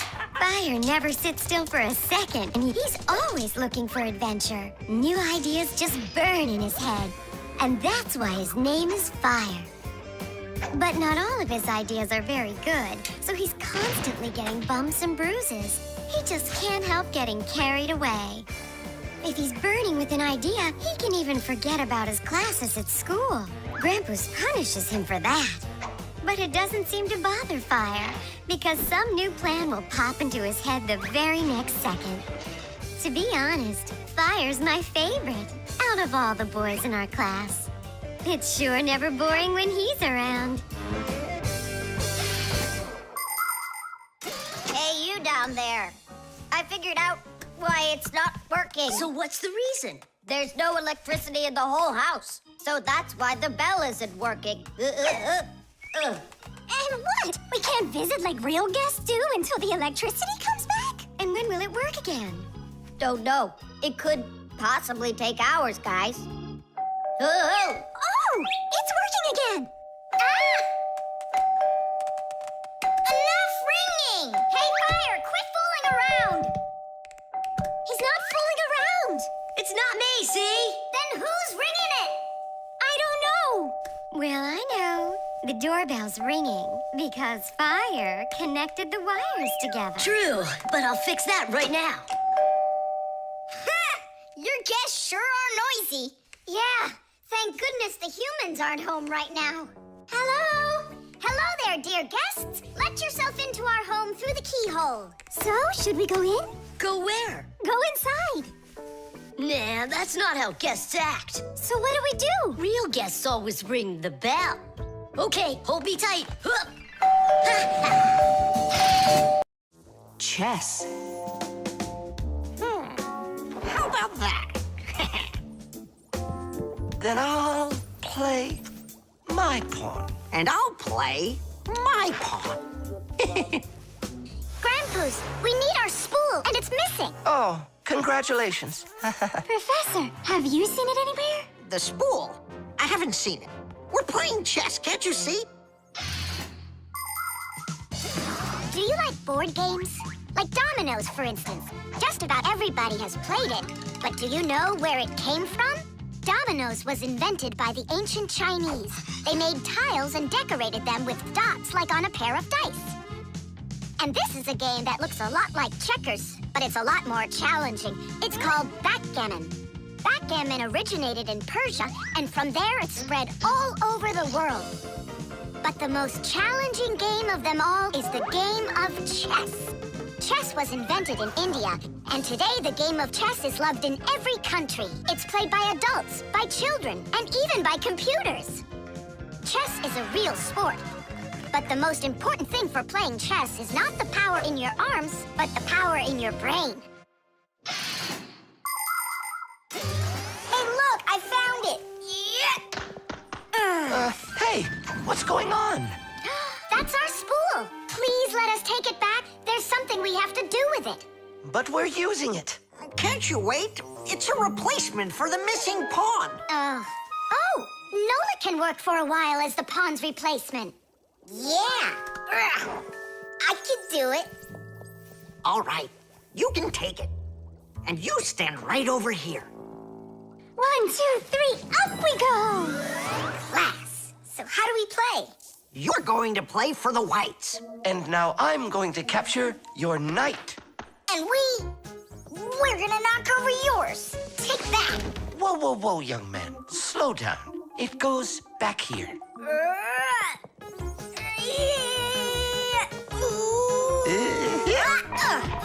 Nolik, get back to your square. What for? Pawns don't move like that. Then how do they move? Only one square per move and only forward.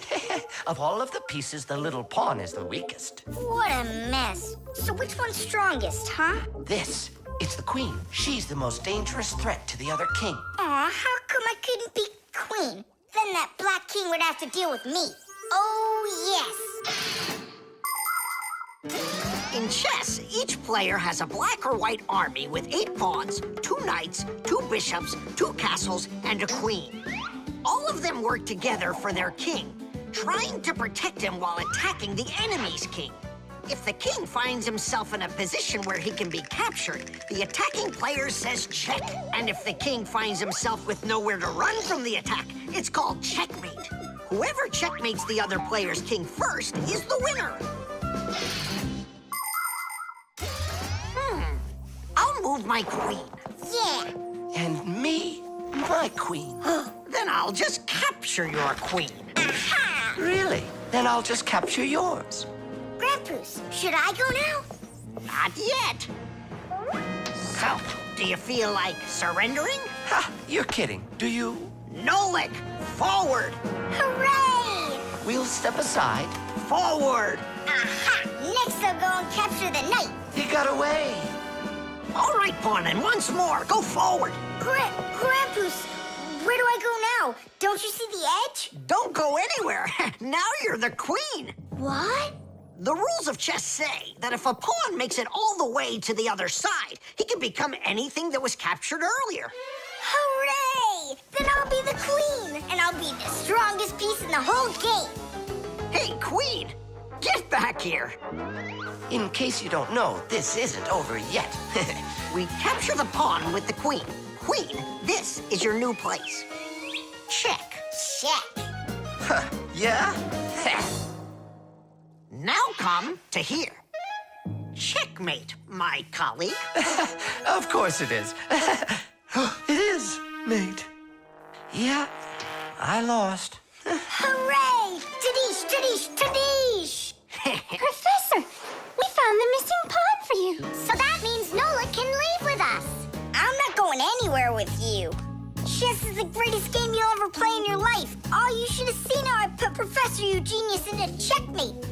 Really? Well, Grandpoos helped me a little. Actually, it was Grandpoos telling me where to move. But I'm the queen now. The baby monitor.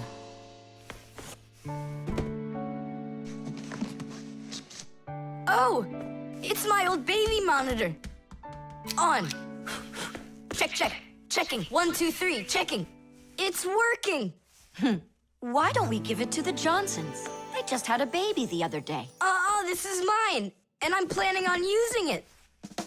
Aren't you a little too big for it? No, I'm not big at all. Well, I didn't realize that you're still a little boy. And a greedy one at that. They're never gonna notice this. Hey, Fixies, are you here? We're here now. Why did you call us? I gotta show you how I turned into a mind reader. I find that just a little hard to believe. Okay, then I'll show you. I'll leave you alone, and then you'll hide this button wherever you want. Then I'll come back and find it. You got it. So where's a good hiding place? Well, we gotta think of one. Right here, under the keyboard. Great! Go on, Nolik. Come on in. We're ready for you. And now, I'm going to read your thoughts. Here I go. You hid the button here. Look. Ta-da! He really does read minds. Oh, that was a lucky guess. Bet you can't do it again. Well, I bet you I can. We're gonna have to be sneakier. Verda, she's the most beautiful girl in our class. She knows it, too, and doesn't hesitate to use it. She can even be a bit sneaky, like when she needs help with her homework. Then Digit suddenly becomes her best friend. But if she doesn't want to carry her pack-a-mat, she'll say, "Fire, please help me. You're just such a strong Fixie." But all us boys like her just the same. Digit does, and Nolik does, and I guess I do, too. Although, I really like Simka more. Or maybe Verda. Or both of them. I haven't decided yet. Verda can be difficult and even bossy sometimes. But one thing I know for sure, Verda's a good friend. A friend that'll always come help. Well, that is if she's able to pry herself away from the mirror. I think that we should throw it down into this pencil cup. But then we concentrate on another place. That is good, but it won't work, Fixies. Come on in.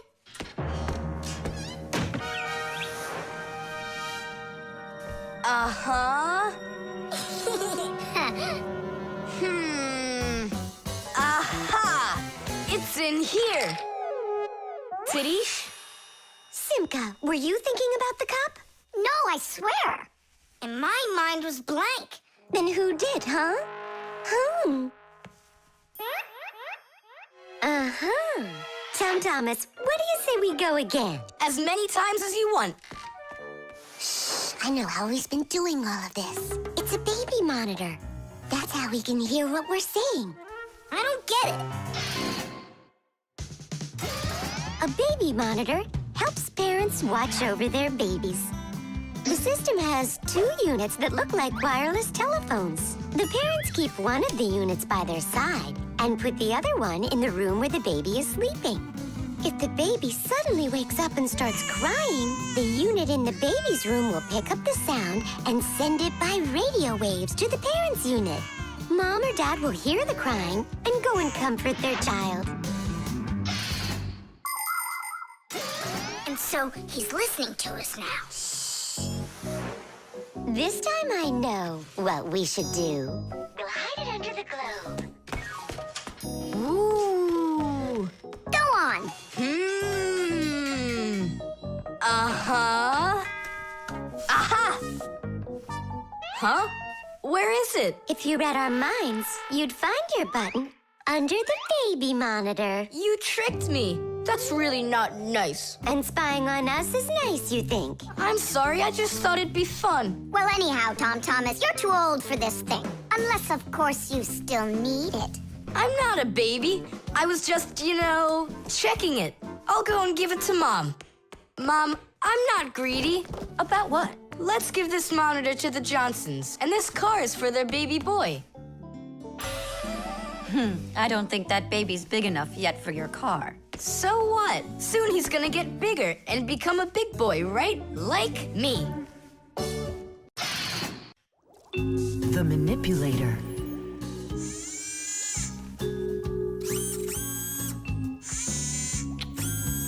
Well, what do you say, Professor?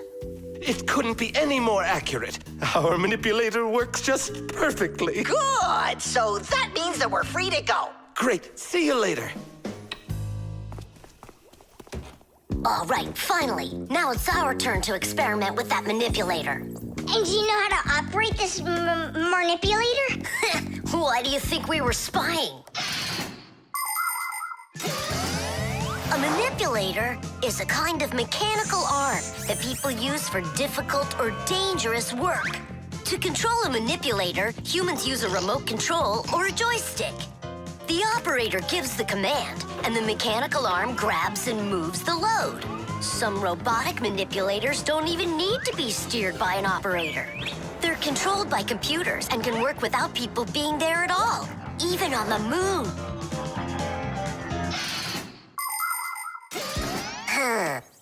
What is this button for? Uh-huh. How about this one? Uh-huh. Would you like to take a ride? Right now? You're scared. Scared? Not one bit. Then off we go. Yeah, cool. Ha, this is totally awesome. Well, hang on. This is gonna get even awesomer. Professor?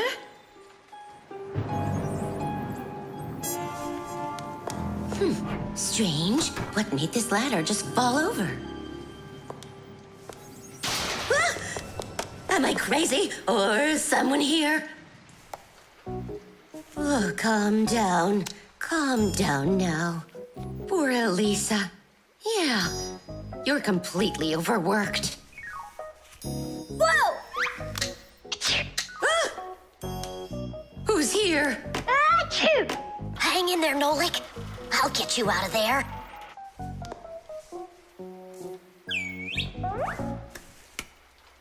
My compact's gone. Oh dear, what's going on? Ah! Stop this nonsense right now, or I'll call the police on you. I don't believe in ghosts. I don't believe in ghosts. I don't believe in... Ah! Where are you pulling me? I'm going to faint. I'm warning you. That's all. Goodbye. Ah. Throughout the world, humans use manipulators for all sorts of work. In factories, manipulators are used to lift and move heavy loads. They can also hand out the parts needed for assembly or even attach these parts themselves. In hospitals, more precise manipulators are used by doctors to help perform operations. Manipulators are also used in places where the work is simply too dangerous for people. For instance, where there are deadly chemicals, or places where humans can't get to easily, like somewhere underground where there isn't enough space to move, or deep under the water. Or in outer space where there's absolutely no air to breathe. So you see, mechanical arms are helpful in all sorts of places where humans are unable to reach things with their own arms. Hang on, Nolik. How can I get that thing open? Ugh, I got it!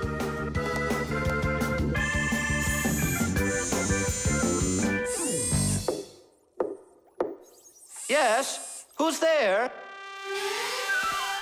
Ah! What's going on? Achoo! Nolik? What are you doing in there? Achoo! We just took a little test flight. Is this yours?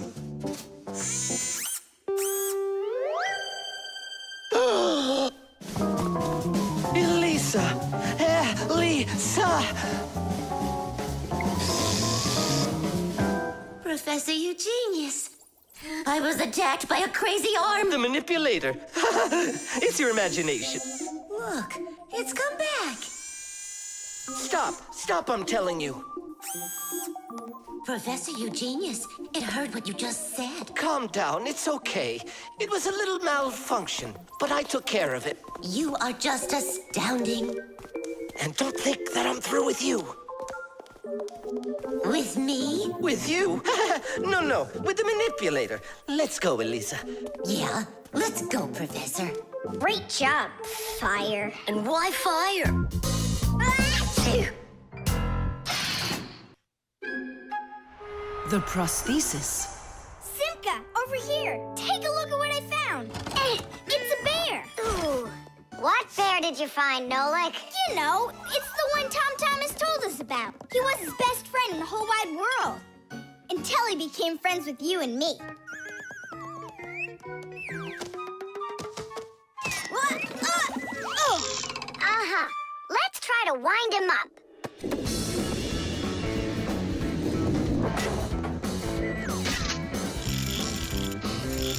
Come on, come on, come on. There you go. Now walk, Teddy. Go on, Teddy. Yeah. Oh, no.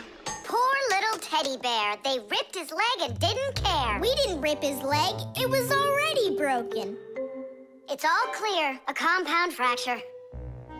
Then why don't we fix him? Tom Thomas will be so happy. Wait, it's not going to be that easy to repair it. We'll need a prosthesis. The human body is built around a frame of bones and joints. And if you break one of the bones, it'll usually heal by itself. The broken bone will grow back together, and you'll be back to normal. But sometimes bones or joints can break so badly that it's impossible for them to heal. When this happens, they have to be replaced with an artificial part called a prosthesis. A prosthesis can replace more than a bone or a joint. It can be made to replace a whole arm or a leg. And where are we gonna get a prosthesis? I'm positive we can get it from Professor Eugenius. You're right. Help is on the way.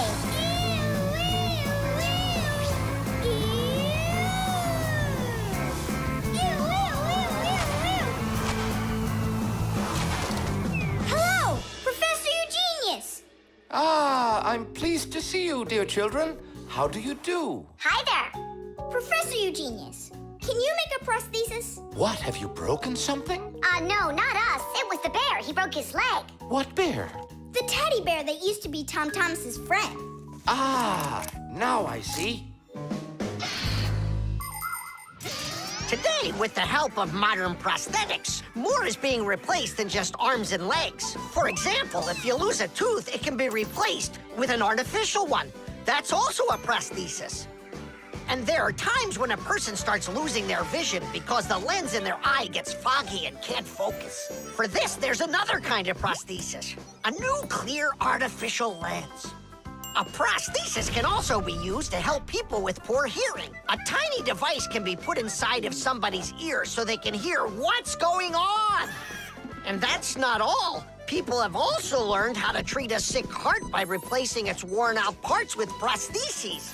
What fantastic inventions these prostheses are. It's amazing what they can do. They help people live a full life. Professor, is it working out? We'll know soon enough.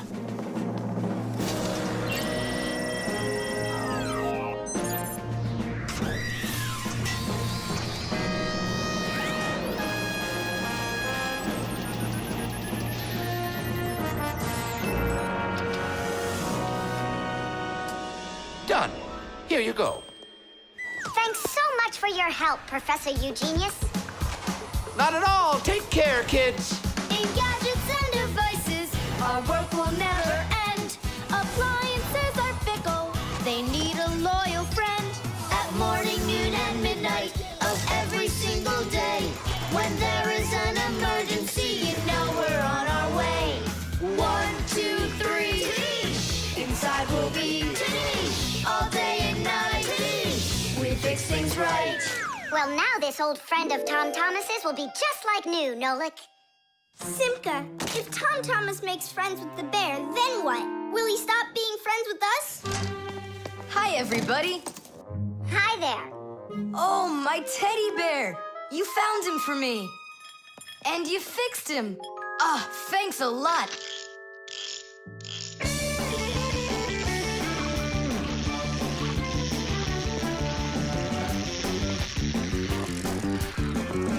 Yeah, it's just like Grandpus said. A friend that's old is better than two that are new. Who's new and who's old? Well, the bear is old. And we're new. Nolik, it's not true. You're the Fixies, guys. You're my very, very best friends in the whole wide world. Teesh! Friction.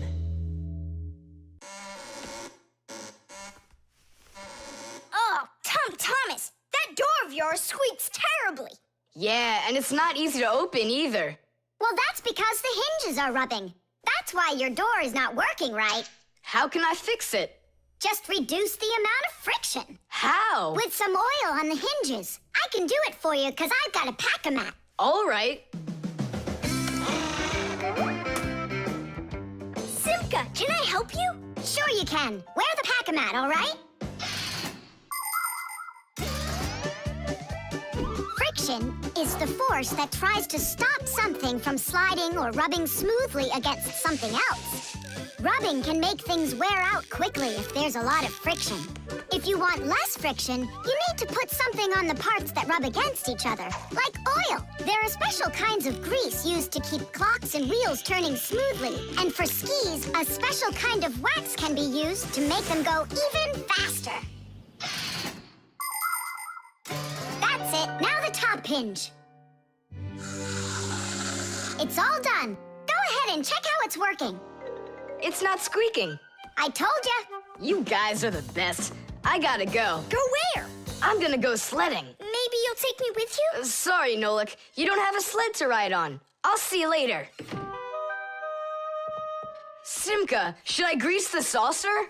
What for? It'll slide down the hill just the way it is. Ah, okay then. Wait here for me, Nolik. I'll be back real soon with a surprise for you. Yeah, oil slippery. I know what I'll do.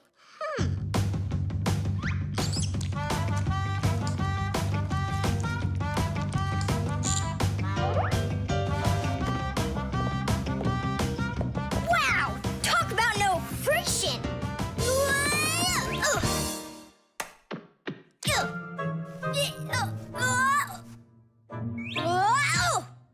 Hey, anyone? Help! Help! Simka! Nolik, are you all right? Just stay where you are. I'll be right there.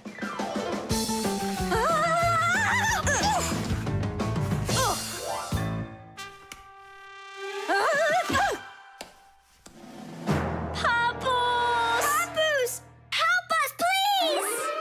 Who called for me? Help is on the way! Hey, what are you up to? Grandpa, stay away from here! You'll fall over! Huh? What did you say? Stay where you are!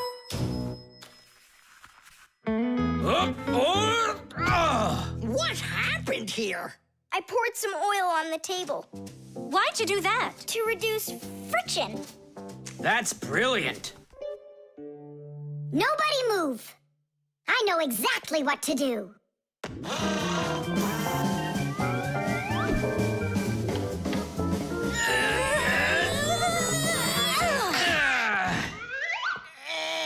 what was the problem you had with the friction? I want to see all of this oil gone in 5 minutes. Engineers are in a constant battle with the force of friction. They want less friction so that cars will run faster and their parts will wear out less quickly. But just imagine what the world would be like if all of a sudden there was simply no friction at all. Everything would start slipping out of our hands and falling off the table. Knots would untie themselves, and that's not the half of it. Cars wouldn't be able to run without friction either. Wheels would spin around and around in one place, unable to grab onto the road. We wouldn't even be able to walk. Because when we walk, we move forward by pushing off the ground with our feet. And how can we do that without friction? We can't. So now I think you can see why it's not so bad to have a little bit of friction in our lives. Whew! We cleaned it. But it's still so stinky. Nolik, I completely forgot. I promised you a surprise. Look! What is it? I made you your very own saucer for sledding. Oh, that's great! Only, what good is this thing without snow? Nolik, hey! Look what I've got for you. Snow? Yeah. Is it real snow? Really? Yep. Now you've got your very own hill to sled on. This is great! What an awesome surprise! And you don't need oil to make it go quickly.